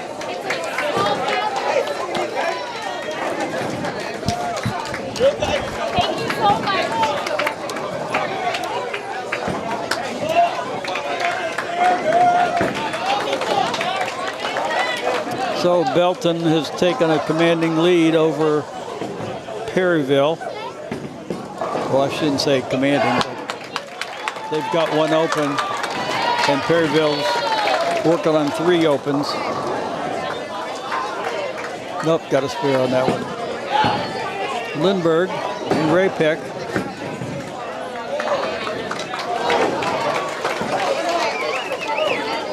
It's a nice backup ball from who I want to call Carrot Top. Got that red full head of hair. Over there. Yeah.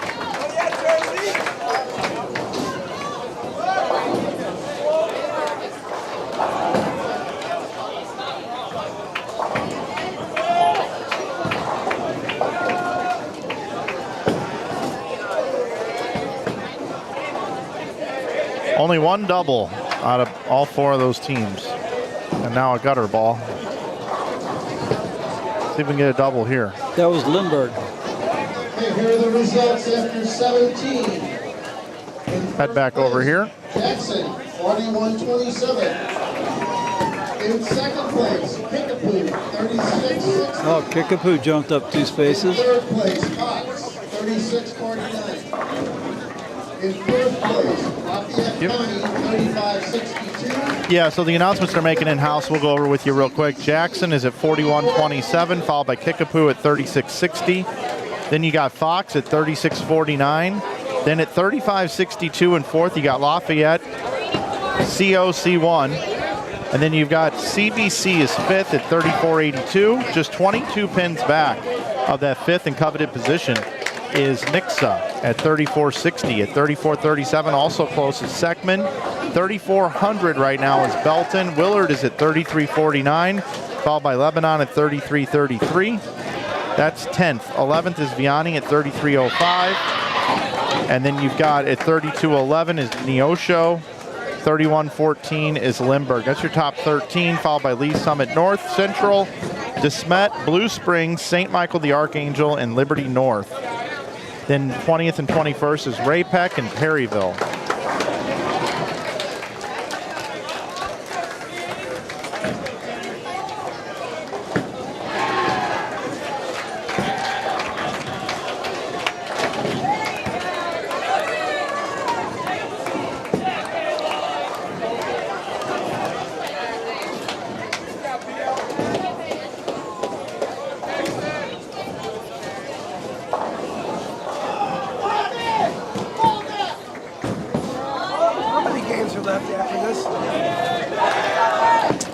They have 11. They're in game 7.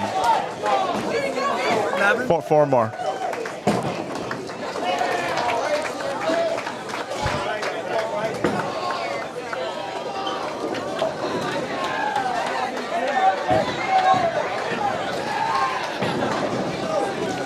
So we got 203 being bowled by Liberty North. And Liberty North is currently in 19th, but that's a nice game for them. Yes, it is. Taking on DeSmet. DeSmet can get to 195 now. Lebanon can get to 168, and Blue Springs can get to 189. So Blue Springs going to get the win there. So those are all but wrapped up. Head back over to here. Then we got Belton and Perryville, and Belton is on a double. Yeah, they can still get to 183 there. Yeah. They're going to get the win.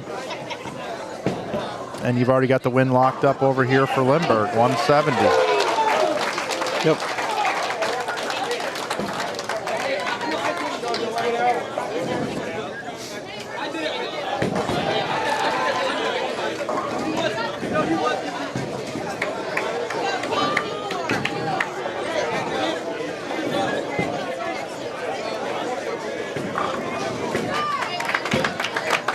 Lindbergh was as far down as 18th early on, and they're up in 13th now. So he's still got a long way to go to make the cut, but they've made some comeback.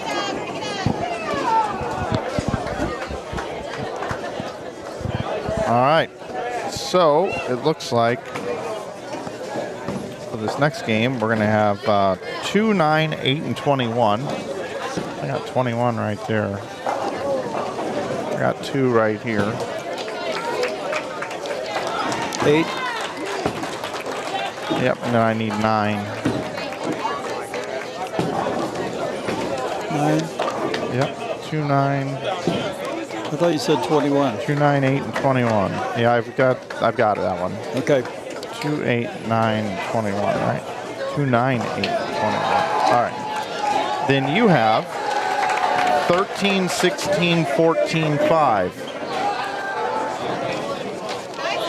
Got 5. 18, 16.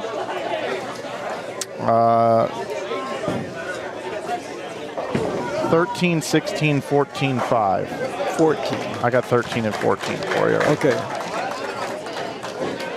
So it's 14, 5. Who else is with 13? 13 and 16 are together?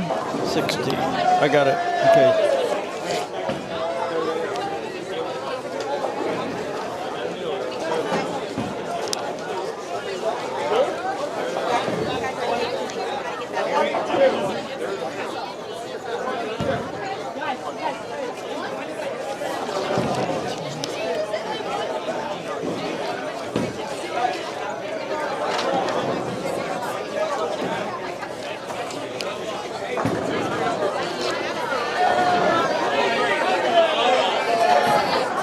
So we headed to game 19. It's going fast, isn't it? Yep, we're going to have Lafayette against Nixa on 13 and 14, 15 and 16. We're going to have Fox versus Liberty North.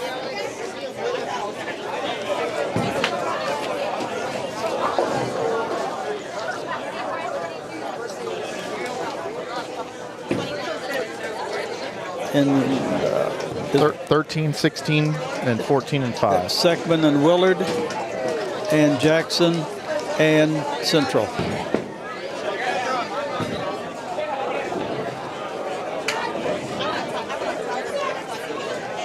I will return in just a moment.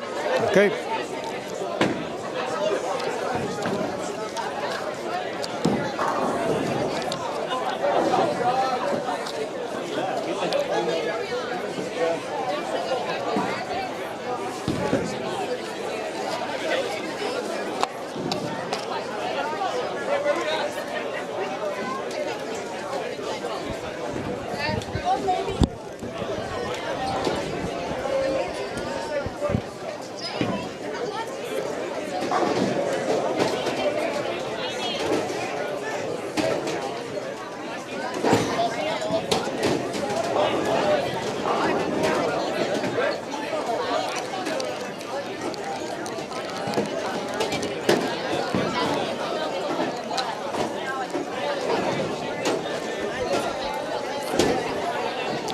So the standings we just read a little bit ago, we're through 17 games.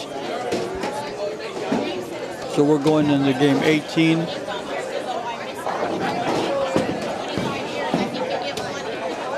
If they do like they did the first half, they may do 18, 19, and 20 and give us the standings after that. But they may give it to us at 19. Because once they finish 20, then they're going to go into a position round. So they'll line them up by their standings.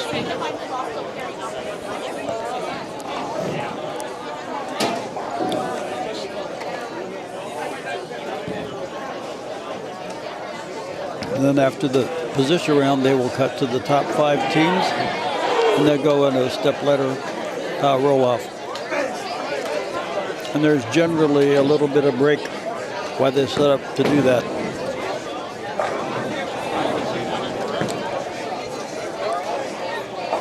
So they try. I think they usually try to have the finals, you know, 1 or 2 pair either way of where we're at, so we can have it on the camera for you.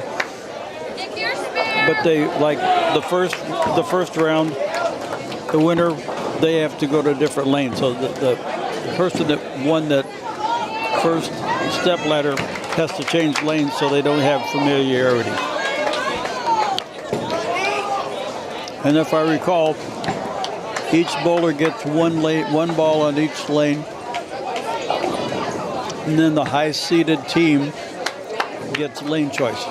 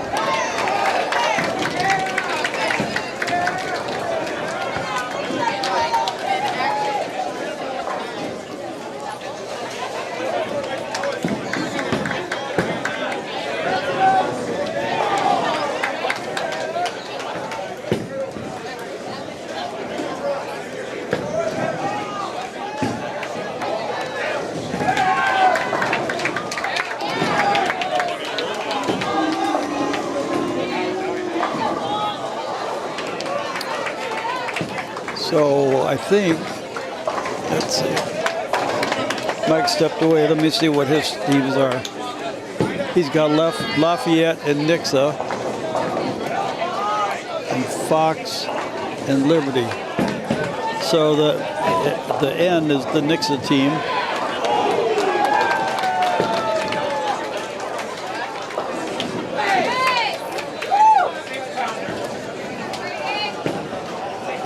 And then they have Burgundy, and on the right side is Fox in the red with the splash, the black and white splash.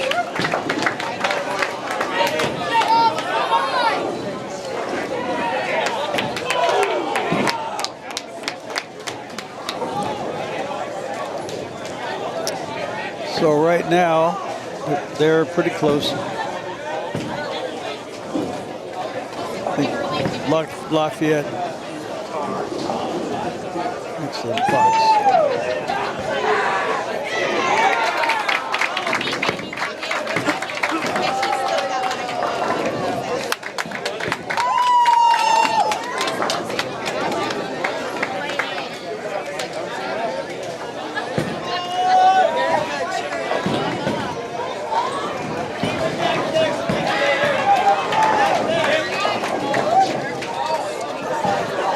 Okay, Lafayette just had a strike,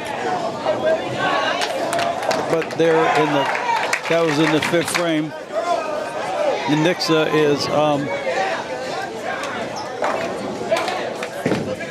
she struck in their 4th frame. Too early to predict. And then we got Fox and Liberty North. Liberty North's having a struggle there. They've had a spare, a gutter and a 3, and a 6 and a miss, and a strike. And Nixa has only had 1 open. So they're right now in pretty good lead. On my 2 pairs, actually, pairs is not the right word. On my 2 pair, Seckman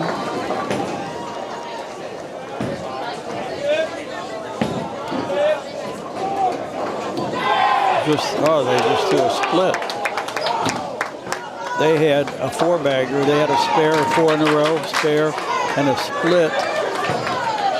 And it's not a very nice split.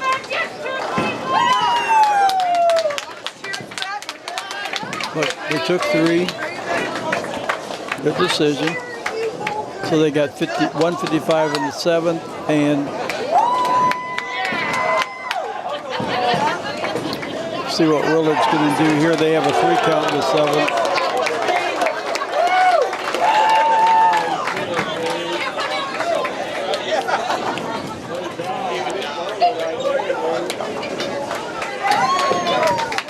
And they got a 9 count. So Seckman is strongly ahead of Willard. But there's 3 more frames. And now on the end,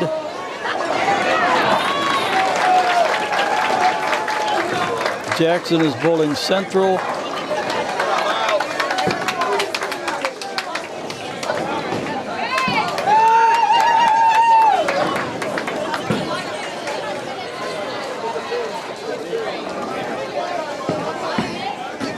And the description on their sheet is school colors, red and black on both. So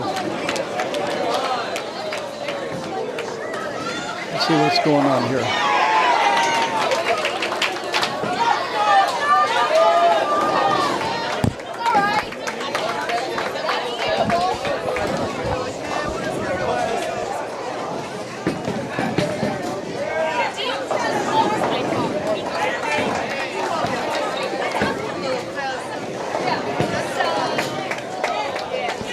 Nixa has a commanding lead in this game. They got 158 in the 8th on a strike.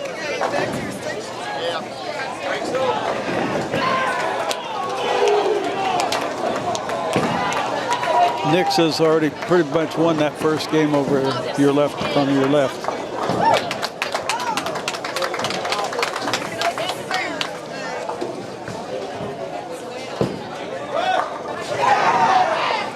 That's some good bowling right there. Yes, it is. Seckman is just screaming through this game. They had a 4-bagger, spare, split. Willard's just not able to keep up. Nixa's in 6th right now, trying to make a move. Yep, they are. You can bowl 248 and get a win. Nixa is the first team back. They're just 22 back right now. Yep. Fox is in 3rd in a good spot.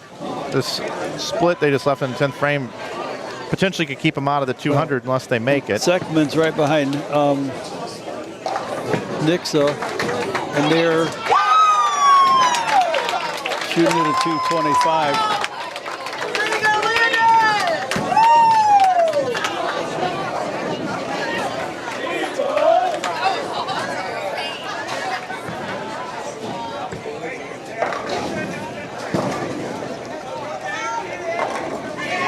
Nixa could shoot 240, couldn't he? Yeah, 248, doubled in the 10th. Going to be in the 240s. Plus bonus. Yeah, that's what I mean. They're making a move here. The big move. And Seckman's going to win, but they're not going to be able, they're still going to get 30. Okay, 225 and 30 bonus. So 250, but they still can't catch Nixa. Nixa, yep. So these next 2 games are really critical for all these. What a great game. Move back over to here. Yeah, as you mentioned, the 225 game, that was by Seckman, right? Right.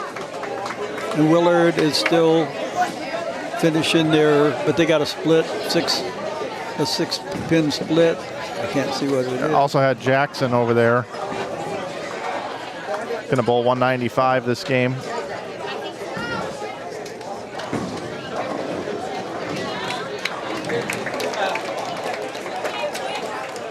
Jackson is tied a game and lost a game, and every other game they've won so far.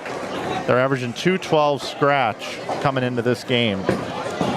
And they're on the left side, right? Oh, they were on the right side there. They were up on right here, 195. Okay. So they get another win.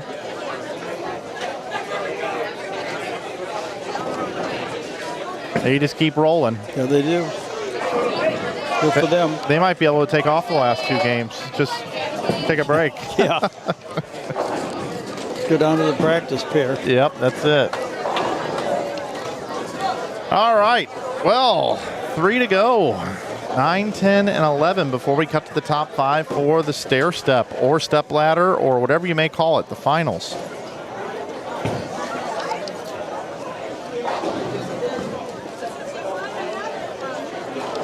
The last one is position round, correct? Correct. All right. So in this round, we need 1, 16, and 9 for me. I got 9. 116. So you got Neosho and... Yep, so it goes 1, or it goes, well, 1 is bowling unopposed, and then 16 and 9 are squaring off, which is Willard and Nixa. Well, you have... The way Willard's been shooting, Nixa should be able to walk over him. They just haven't got it together. 8, 10, 20, and 4. You got 8. I sure do. 8, 10, 20, Yep. 4. Yep. 20, and I have 4. Okay. So who do you have? I have Team 1, which is Neosho. They are bowling unopposed. Okay. And then Willard is bowling Nixa. Okay. And I have Fox, who are in 3rd, bowling St. Michael. If St. Michael's kind of come alive this second half, they'll be able to put a chink in the armor there. And then I have Kickapoo bowling Perryville. And Perryville has just not got the team this year.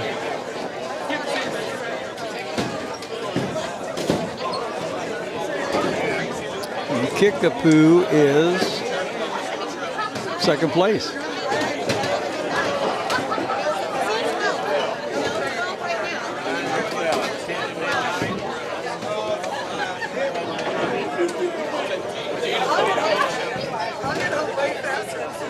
Glad you're with us here on Inside Bowling, watching continuous coverage of the 2026 Missouri High School State Championship match play round number 2. We've got this is game 9 coming up, right? Game 9, not 10. Game 9, which is also known as game 20 of the day. So this is the last game? Nope, we've got because that's position round. Yeah, so we've got we're in game 9 of this round, and we got game 10 coming up after this one, and then position round. Okay. 22 games in all. They bowl everybody once is 21, and then the 22nd game position round. Yep.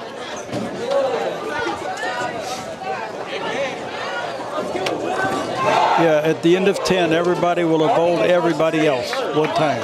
Yep.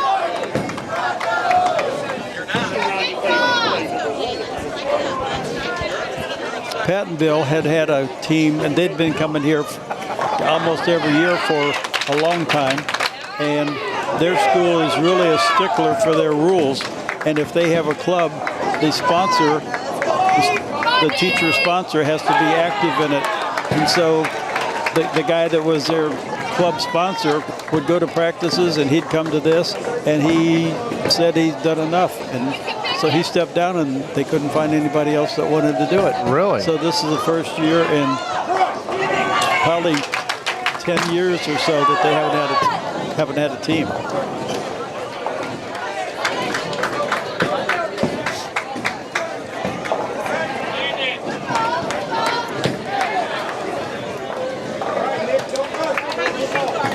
St. Michael the Archangel trying to figure it out here.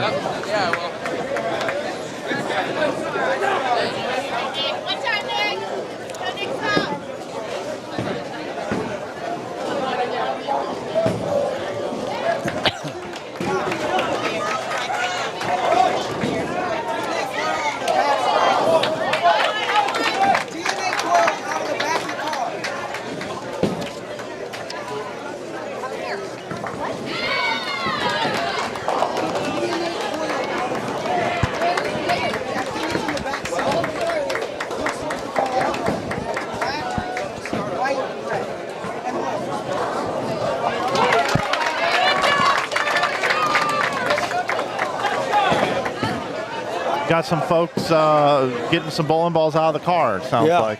Yeah. And if they see 3 balls up there, Yeah. they could disqualify them. I don't know. They're really, they got to have rules like that, because if they didn't, every kid would have 8 balls sitting Yep. back here. Yep. Then they couldn't walk around at all. Very true.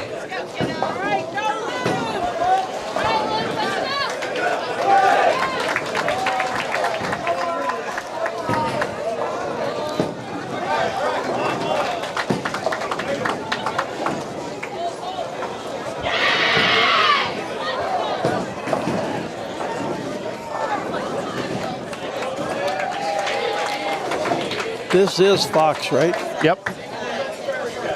They have open, 7 count. Yep. And they're in 3rd place. Yep. Let's see how much of a cushion they have. Let's see how far they could fall back. Let's see. 5th is 34.82. Fox is at 36.49 after our last update. So they got about 160 pin lead over 5th. Yeah. They've done some work to get there. Well, it's not like they're bringing in the 2nd string because they only got 6 bowlers. You know, Yeah. to rest them or something. So when they get ready, when they go to the step ladder, pardon me, the next seeded team will have practice lane, but only then. The next one can't. You can only practice when you're on deck. And the first 3 matches are all just one game? Yes. One game.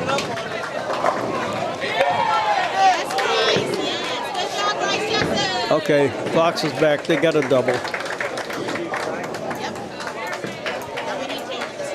Bowler 4 and 5.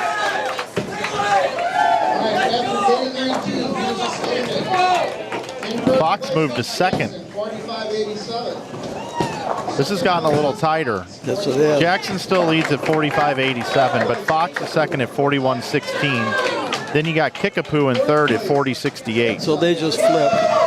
Then you got Nixon 4th at 39.46. They had been in 6th.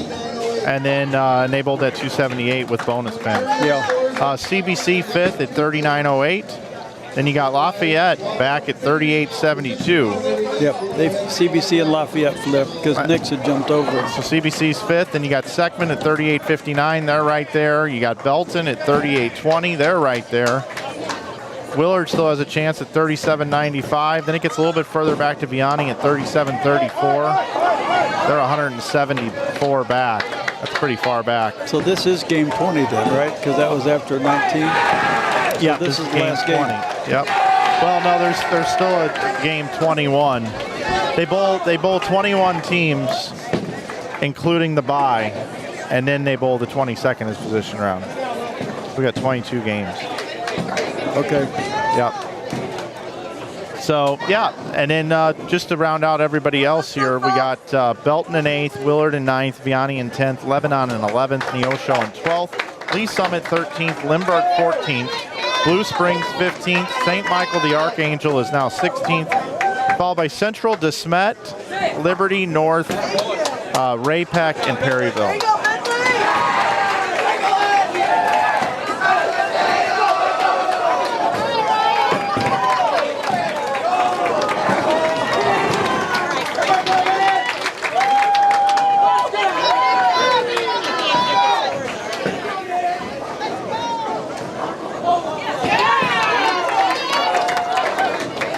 Neosho bowled 143.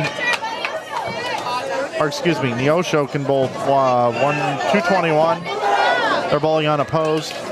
Willard can still bowl 277.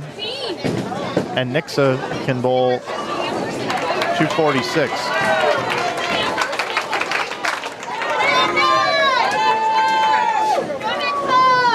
Willard's in 9th right now.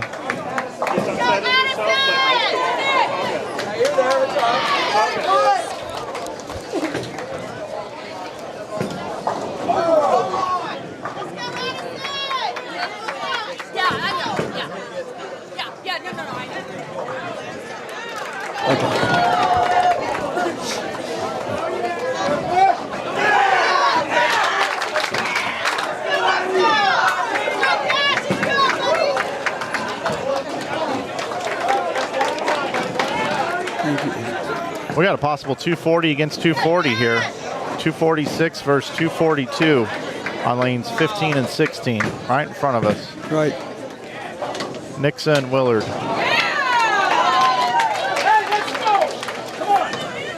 Willard needs to set up the 10th frame here with a strike. That is Elijah Glass. Crosses over for the strike.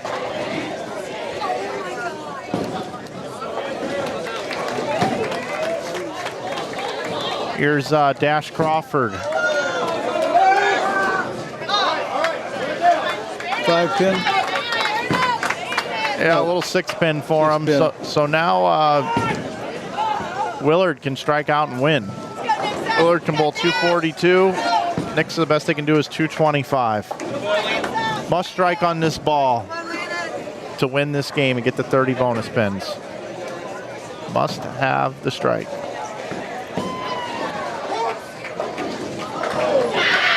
Nope. Big 4.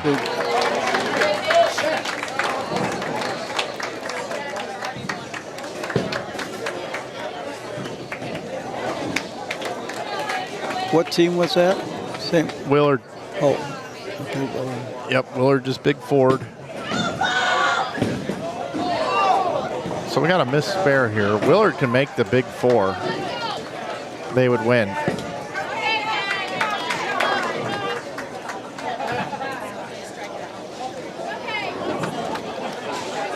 Got to make the big 4. Stranger things have happened.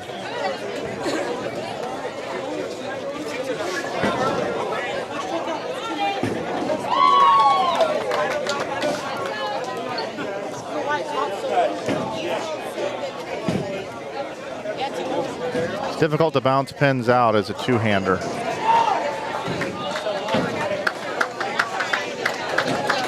So Willard with a massive opportunity opens in the 10th frame, and the win goes to Nixa, 213 to 206. Your other final over there, 184 to 178. That's is that Kickapoo? Yeah, that's Kickapoo. And Perryville.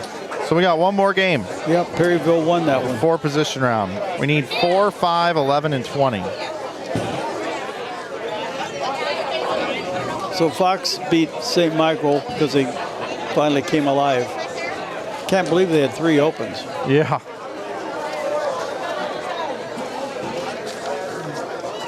So, yeah, we need 4, 5, 11, and 20. 4, 5. Yep.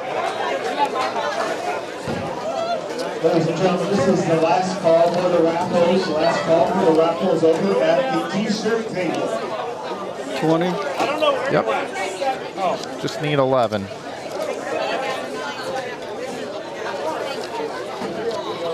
Yep. Yanni. Then you need 15, 14, 21, and 13.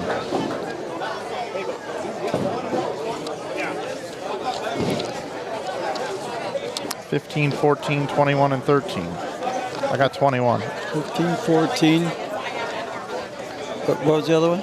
Sorry, it's 15, 14, 21, and 13. I got 21 right there, so you need 15, 14, and 13. Segment, okay.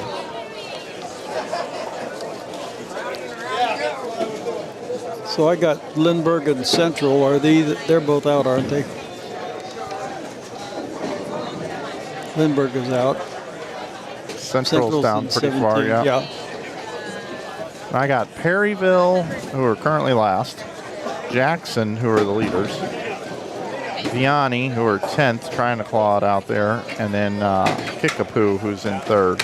Okay. And then I also have Liberty North and Seckman.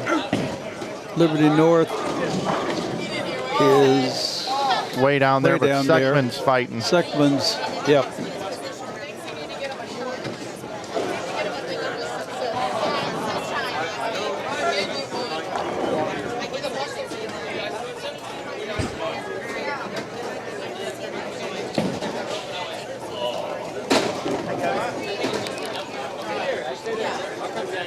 Hey, Coach, did y'all win that one?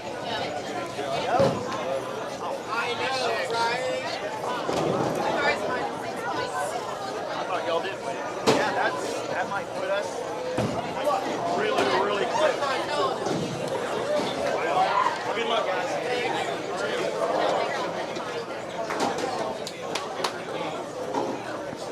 So Perryville versus Jackson, Vianney versus Kickapoo.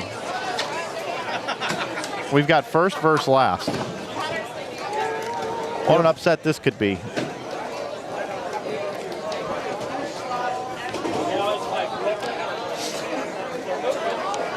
It's 3:08.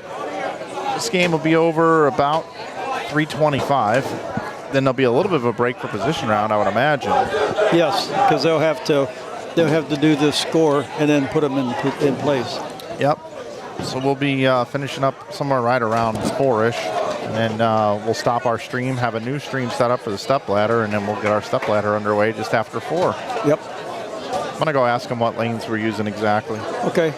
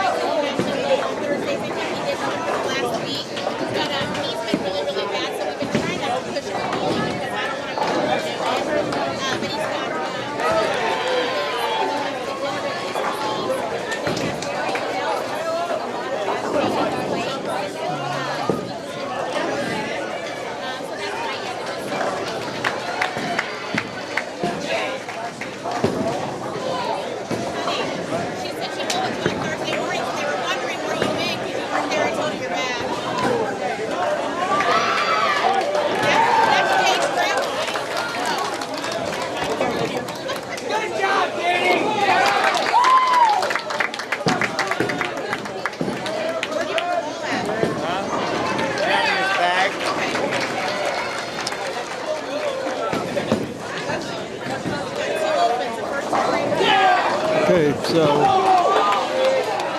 on Mike's far left, he's got Perryville and Jackson. And it doesn't matter how it turns out. Jackson, even if they lose, they're not going to be knocked out. They're like 400 pins in first place. And Perryville is at the bottom. So maybe there'll be a little emphasis for Perryville to try to regain a little control of the game, but we'll see. Then he's got Vianney, his alma mater, bowling Kickapoo. Vianney is down to 10th, so they can't move that far up. But they could knock Kickapoo from 3rd to 4th if they bowl real good. But they're not. They got spare, open, spare.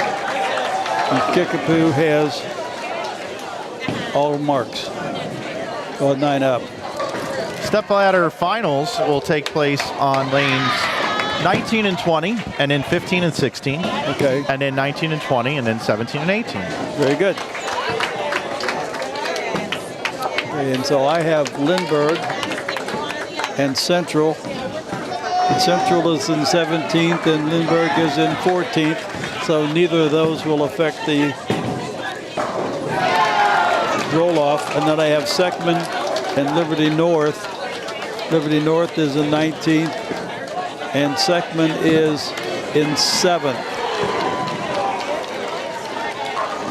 They'd have to shoot a lot and have 2 people ahead of them fail, and I don't think that's going to happen. This Jackson team has just been so strong all day. Yep. Double 9 spare, double 9.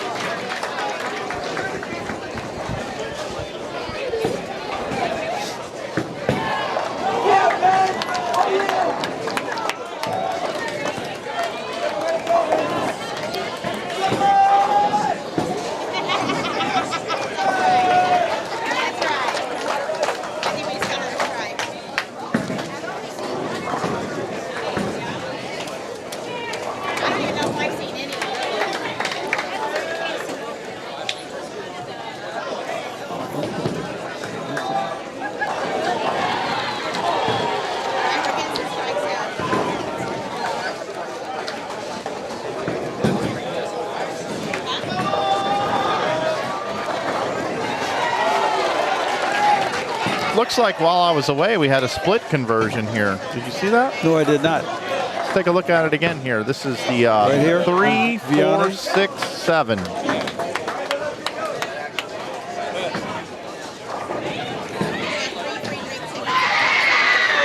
Excellent, excellent. How about that? And that was Kickapoo, wasn't it? Yeah. Oh, no, that was Vianney, I believe. Oh, Vianney. Yeah, you're right. Kickapoo's over there.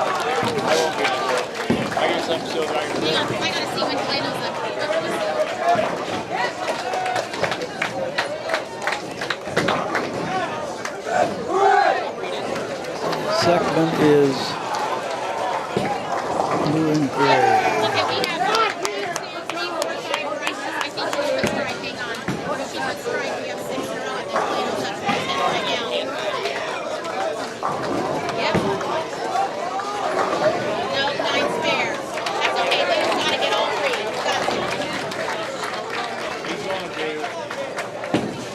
Oh, Seckman's not at a pace to be able to jump up.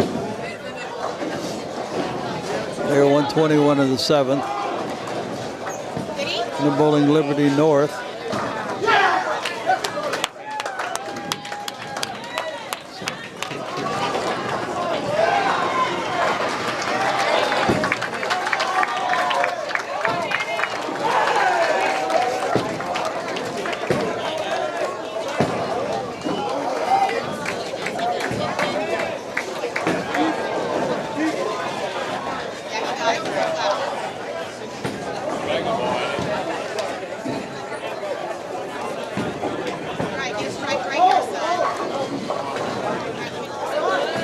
Harper Burnett still doing his thing. All right. Showing up in the 10th frame over and over again.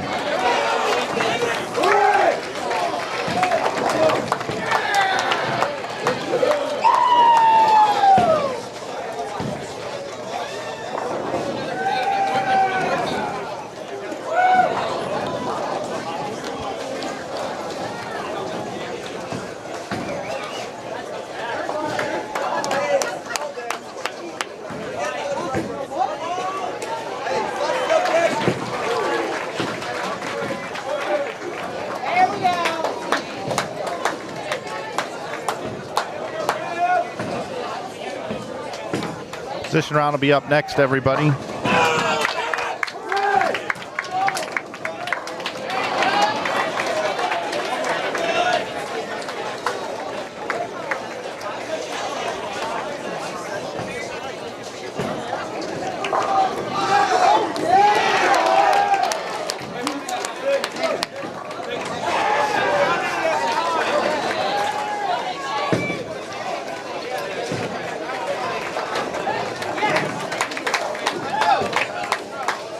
So Jackson's going to get yet another win over Perryville here. Perryville can bowl 157. And very impressive qualifying or match play, whatever you want to call this round from Jackson. 233. They are leading by a mile. They don't have to bowl the position round, but they will, of course. Then you got Vianney next door, can max at 175. They were just locked out by Kickapoo. And Seckman's about to get a 201 if they strike out, but they can't come up. They're in 7th. Yep, Seckman 201, and they bowled against who there? North, Liberty North. Liberty North bowl 163. 201 from Seckman. Next door there, who did you have? You had Lebanon and Lindbergh. Or Central. Central, yep. Central. And they're both down. Central can bowl 202, and it was 206 for Lindbergh, locking them out.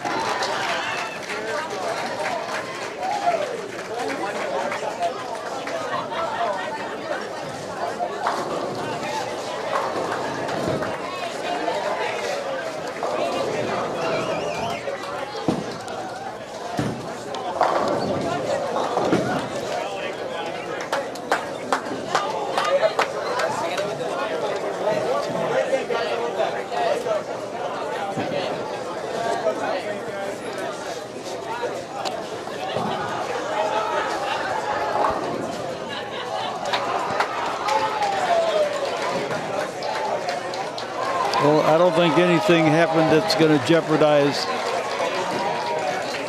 Well, I don't know how Lafayette did, but they were down 30, like about 30 pins. Yeah, we'll know momentarily. Yep.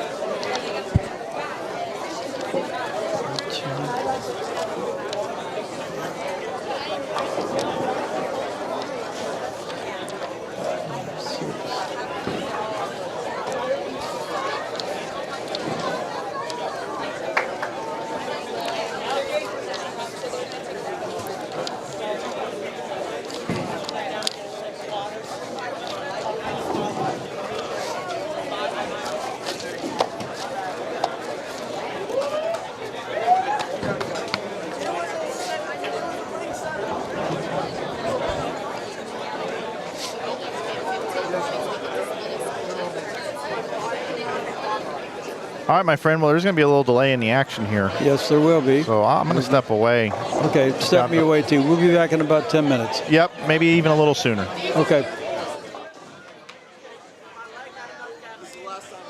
How's it going down here, Coach?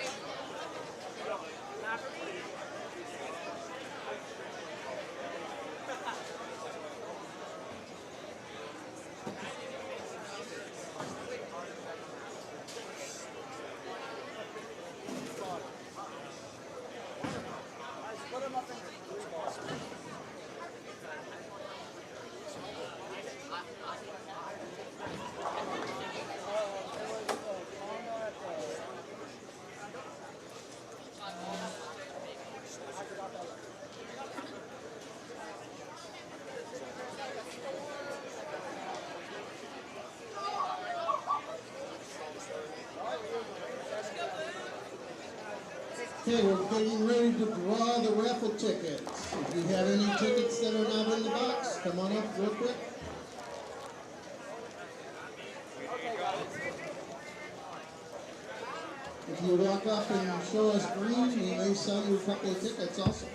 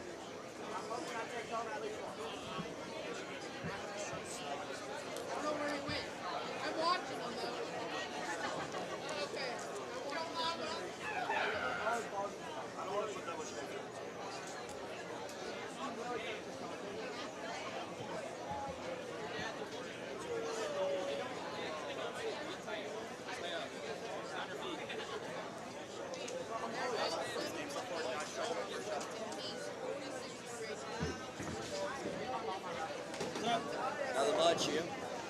Long day. Yeah. I try to give it to But I'm tired. Hey, thank you guys for hosting this again.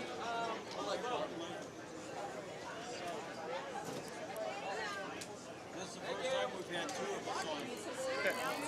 Usually they just I know. set up the sound and I do it, but he owns Inside Bowling, so He's actually helping.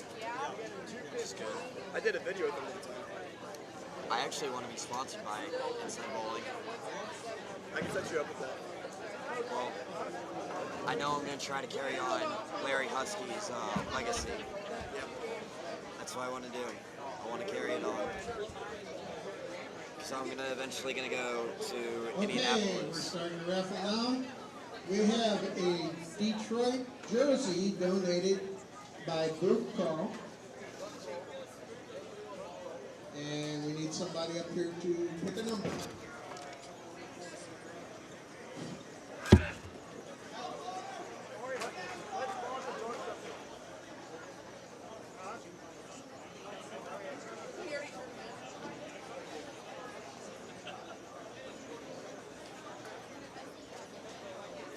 All right, here's the ticket number. 718211. 718211.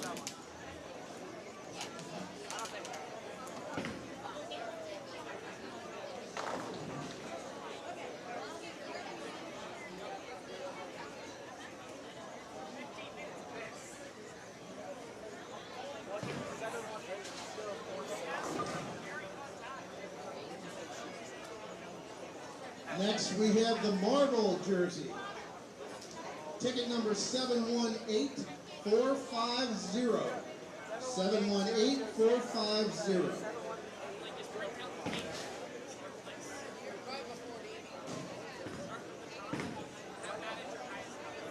Blue Springs, they're waiting for your scores to be turned in.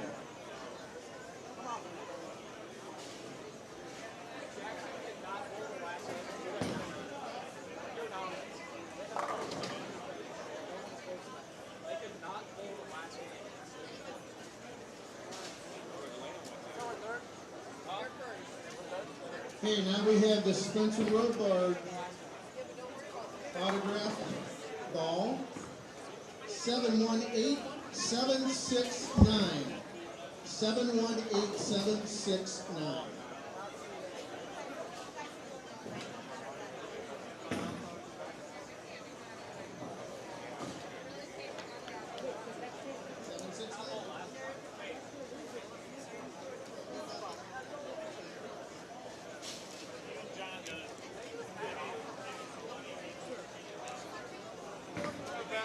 Okay, then we have a combat hybrid. Number 718395. I'm sorry, 718396. The blind guy couldn't see.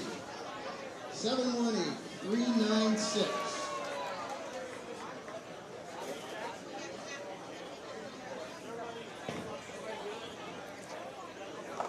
Now we have an Energize.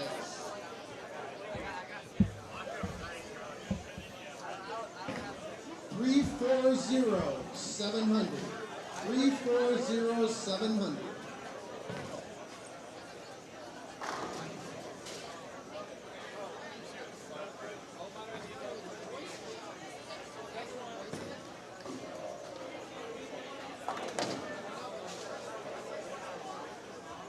the next ball is a gremlin.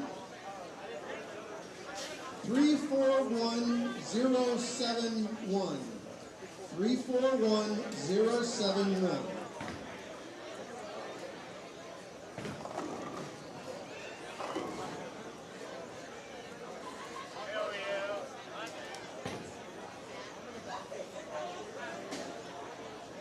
We have another combat hybrid. 718382. 718382.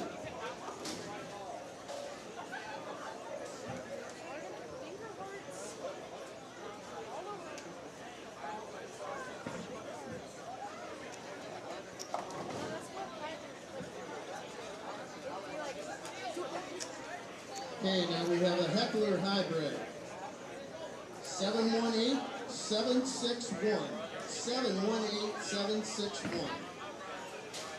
Andy, yours ready. Andy.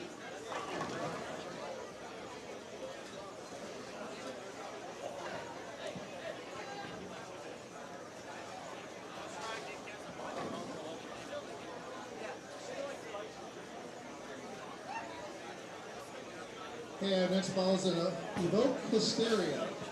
718172. 718172.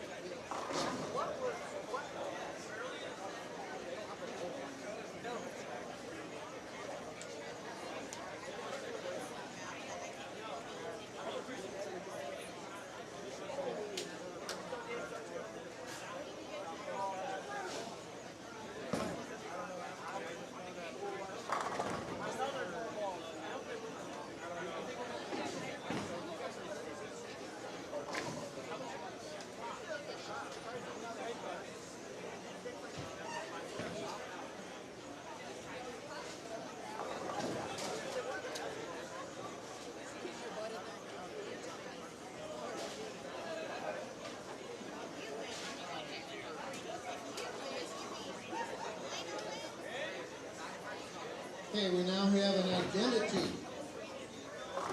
341251.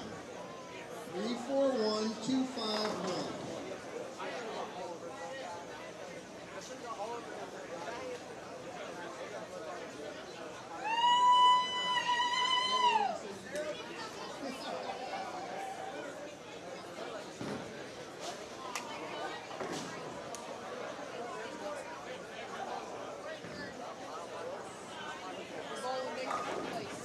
Okay, we have a Google Oracle.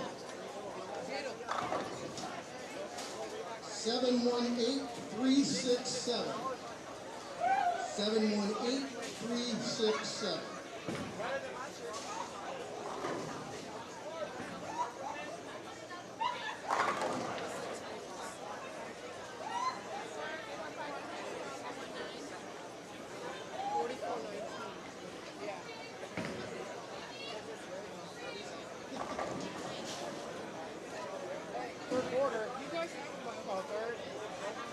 Okay, we have a Max Thrill Solid.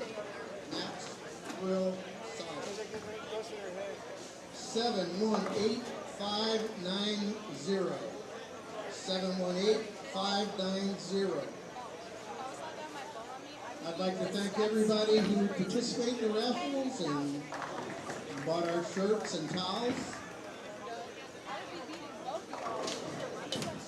I'd also like to thank Mike Flanagan for doing our streaming, and Tom Dawson for doing the color.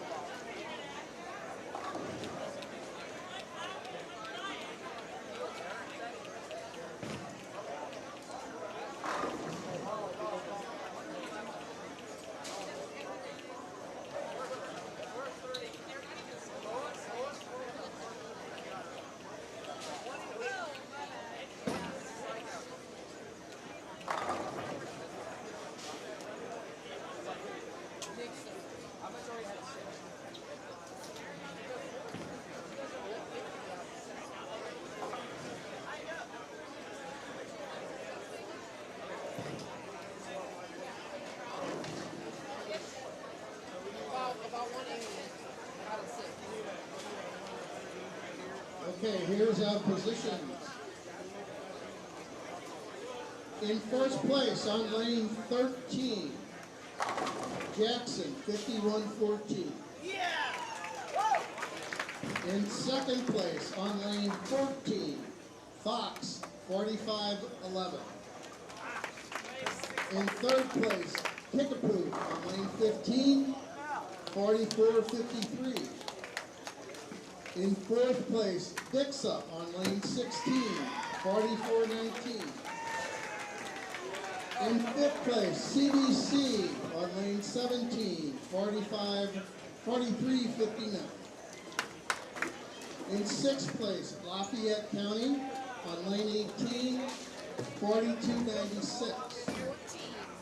In seventh place on lane 19, Sutton, 42-65.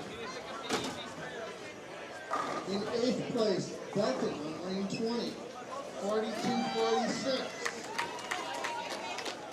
In ninth place, Willard on lane 21, 41-94.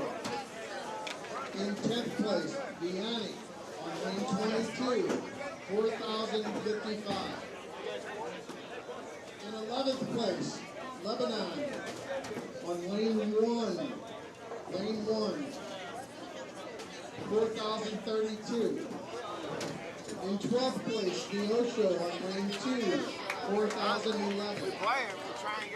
In 13th place on lane 3, Lee Summit North, 39.97. In 14th place, Lindbergh on lane 4, 38.96. In 16th place, Blue Springs on lane 5, 38.46. In lane 16, Central, they're on lane 6, I'm sorry, in place 16, Central, on lane 6, 38.37. Thank you. In 17th place is St. Michael de Archangel, we are on lane 7, 37.78. Can I take a picture of it? This is In 18th place, okay, go ahead. lane 8 That's is what I was Snatch, hoping. 36.84. Lane 19, Liberty North, on lane 9, Thank you. 36.64. All right, here's the man. In 20th place, Raypack on lane 10, 36.27. And in 21st place, on lane 11, Bowling Boy, Perryville, 35.41. Okay, we'll get you going here for just a couple, one ball on each lane, and then we'll get you started on that.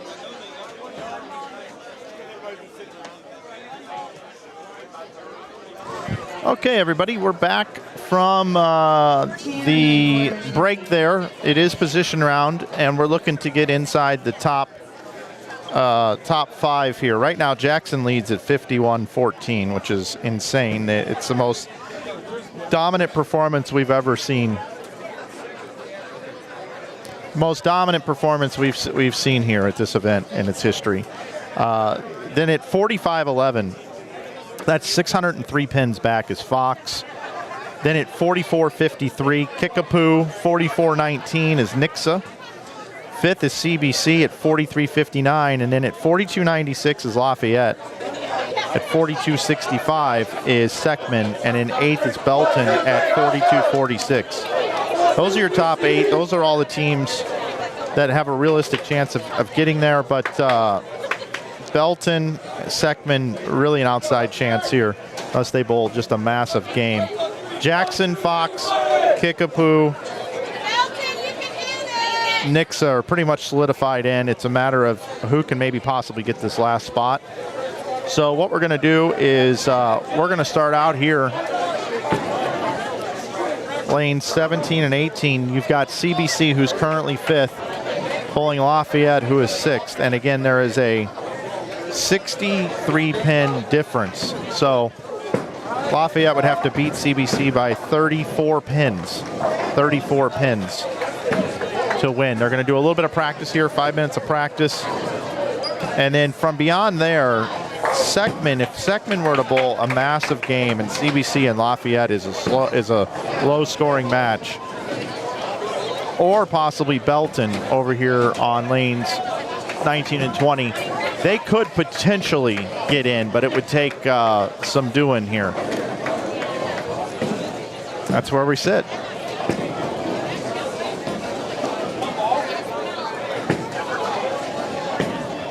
So do you want me to call out the team numbers? Yeah. You want to do some of that? I got Jackson at 5. What's Fox? Fox is team 8. Okay. Kickapoo is 20. Nixa is 9. CBC is 7. Lafayette is 2. And then you've got Seckman and Belton. Technically, let's see, Seckman 13 and Belton 6.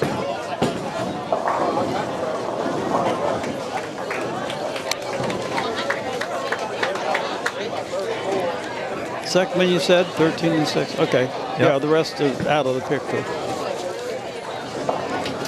Okay, I'll give you those 2. All right, Jackson. Those 2 pair. Fox, Kickapoo, and I'll take these. You got it. And we're starting on the standing positions are starting on 13. Yes. Yep. And I've got them on the bottom right of the screen because those 4 teams are pretty much solidified into the top 4. Right. We're going to hang out here where the teams are fighting to get into the possible step ladder. Right now, CBC has the lead. But Lafayette could get there if they beat them by 34 pins. Let me make sure that math is correct. If you had 30 to their score, that would put them at 26. So they would be 23 back. Or 33 back, excuse me. So they'd have to beat them by 34. How far back is Seckman? Seckman is another 31 pins back from there. So if they just... If Seckman bowled a massive game, yeah, they could go around these other 2 teams if the scoring pace is a little bit lower. And we haven't had a massive game yet, so... Like I said, last year, I think we had a 279 one, but it wasn't in position round. Yeah, the Jackson team did bowl 279 right before we went to break earlier today. Okay. Yep. But that's the team that's just been blowing everybody away. We haven't seen it from a team down this far in the standings.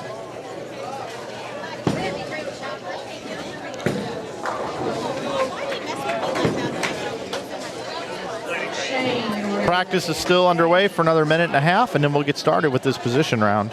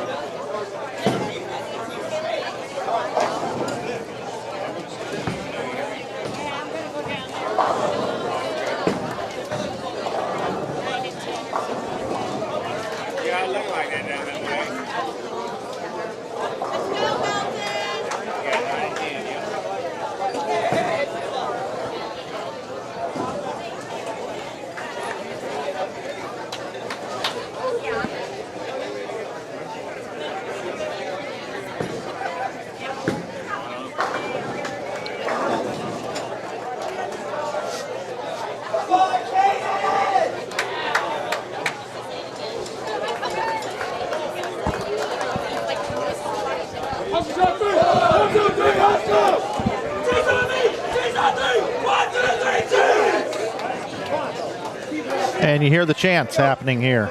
Yep, getting the spirit up, getting the spirit going.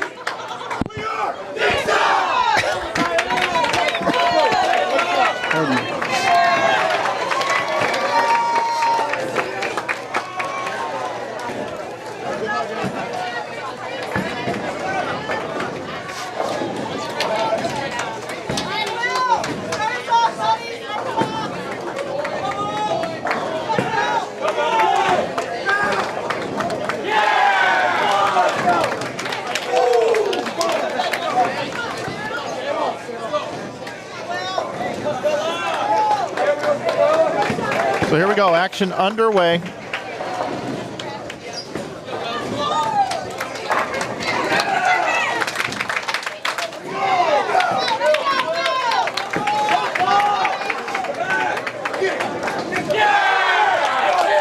This is a big game here for Lafayette to try to overtake CBC. They start with a double. CBC with the 9 spare start. Again, 34 pins is the number we're looking for Lafayette right here on lane 18 to defeat CBC and jump into the top 5. And of course, they also get the 30 bonus. Yeah, they are that is with the 30 bonus, so they are 64 back. Or they are 63 back, which would mean they would need to be 64. They need to beat them by 64 with bonus.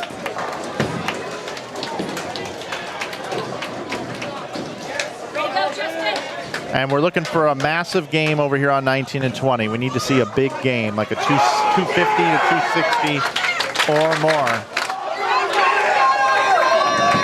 You've got Nixa trying to jump into the 3rd spot over Kickapoo on the bottom right of your screen.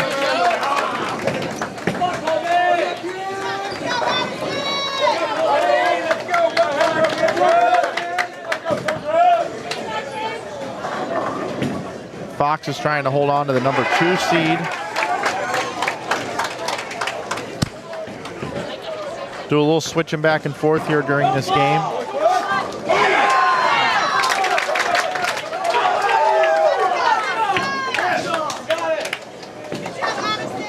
Fox has no chance of getting to 1st, but they can solidify their spot in 2nd.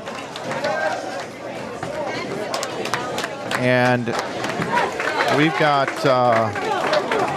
Nixa right now with an opening 4-bagger. Again, Nixa can get around Kickapoo and get to 3rd. Now they start with the front 5. What's the difference between CBC and Lafayette? Yeah, so the difference is... Because Lafayette's jumping out big. It's 63 pins. Okay. So they must win by 34. That single pin miss hurts them. Yep.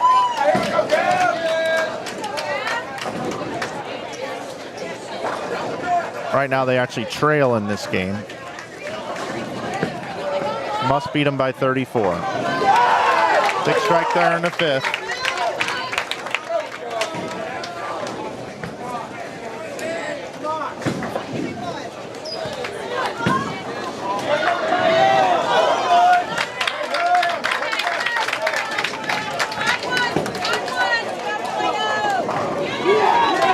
Nixa's looking to overtake Kickapoo. Yeah, they are. Right now, they're well on their way to do so.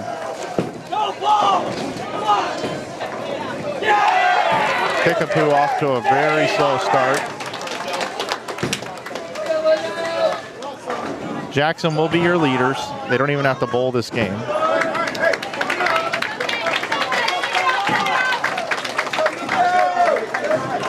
Another open frame for Kickapoo. They sit at 44.53. They're almost 100 ahead of CBC. Sorry, they're 160 ahead of CBC. So they're still in the top 5, but they're looking to be overtaken here. Yeah, CBC could just get kicked right out of the stepladder.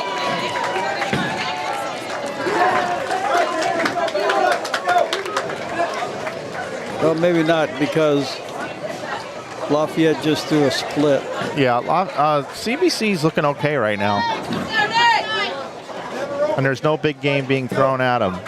No. Right now it's looking like, just from what we've seen so far, Jackson will be your number 1 seed, Fox number 2.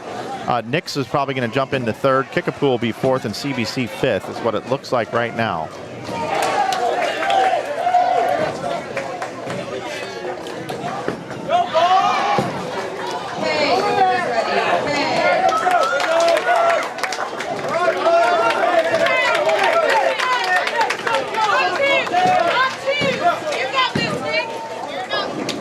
Nixa only needs to beat Kickapoo by 5 pins this game to jump into 3rd. Nixa beats Kickapoo by 5 pins. They will jump into third. Okay.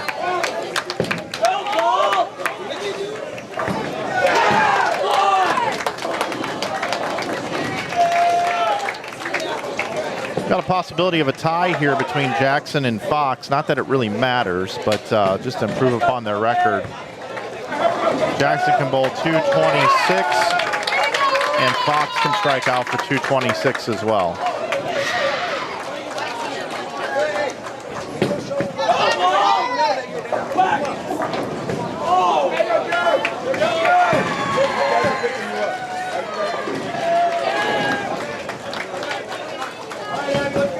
Move back over here, and CBC's got a lead in this game against Lafayette, so it doesn't look like anybody else is jumping in.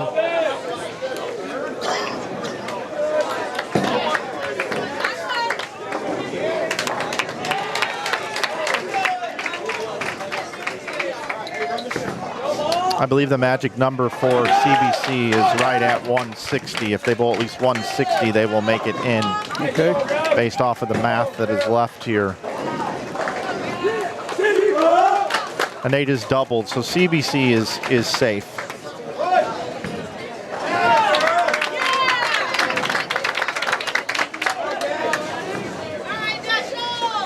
And neither Seckman nor Belton can bowl a big enough game to go around these guys.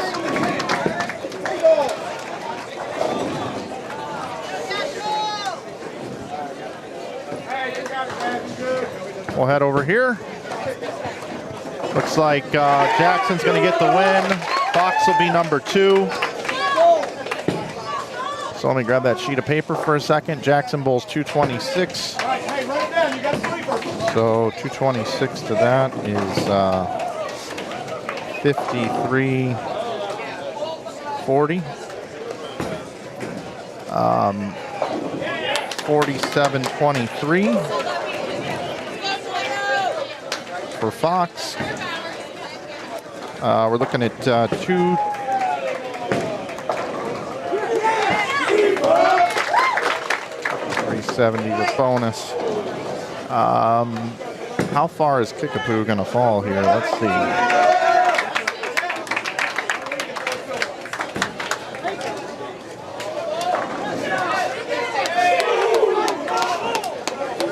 $46. So 151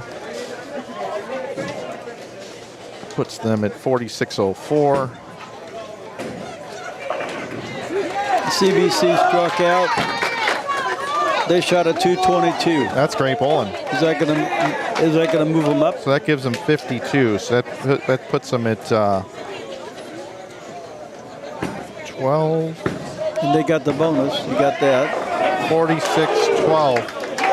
They're going to go around Nixa.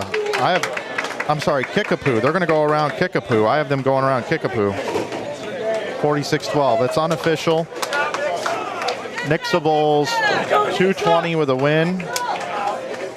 So that's 46-69. 46-69. So what I have is I have Kickapoo at 46.04. So that's 44.53. Let's make sure my math is right.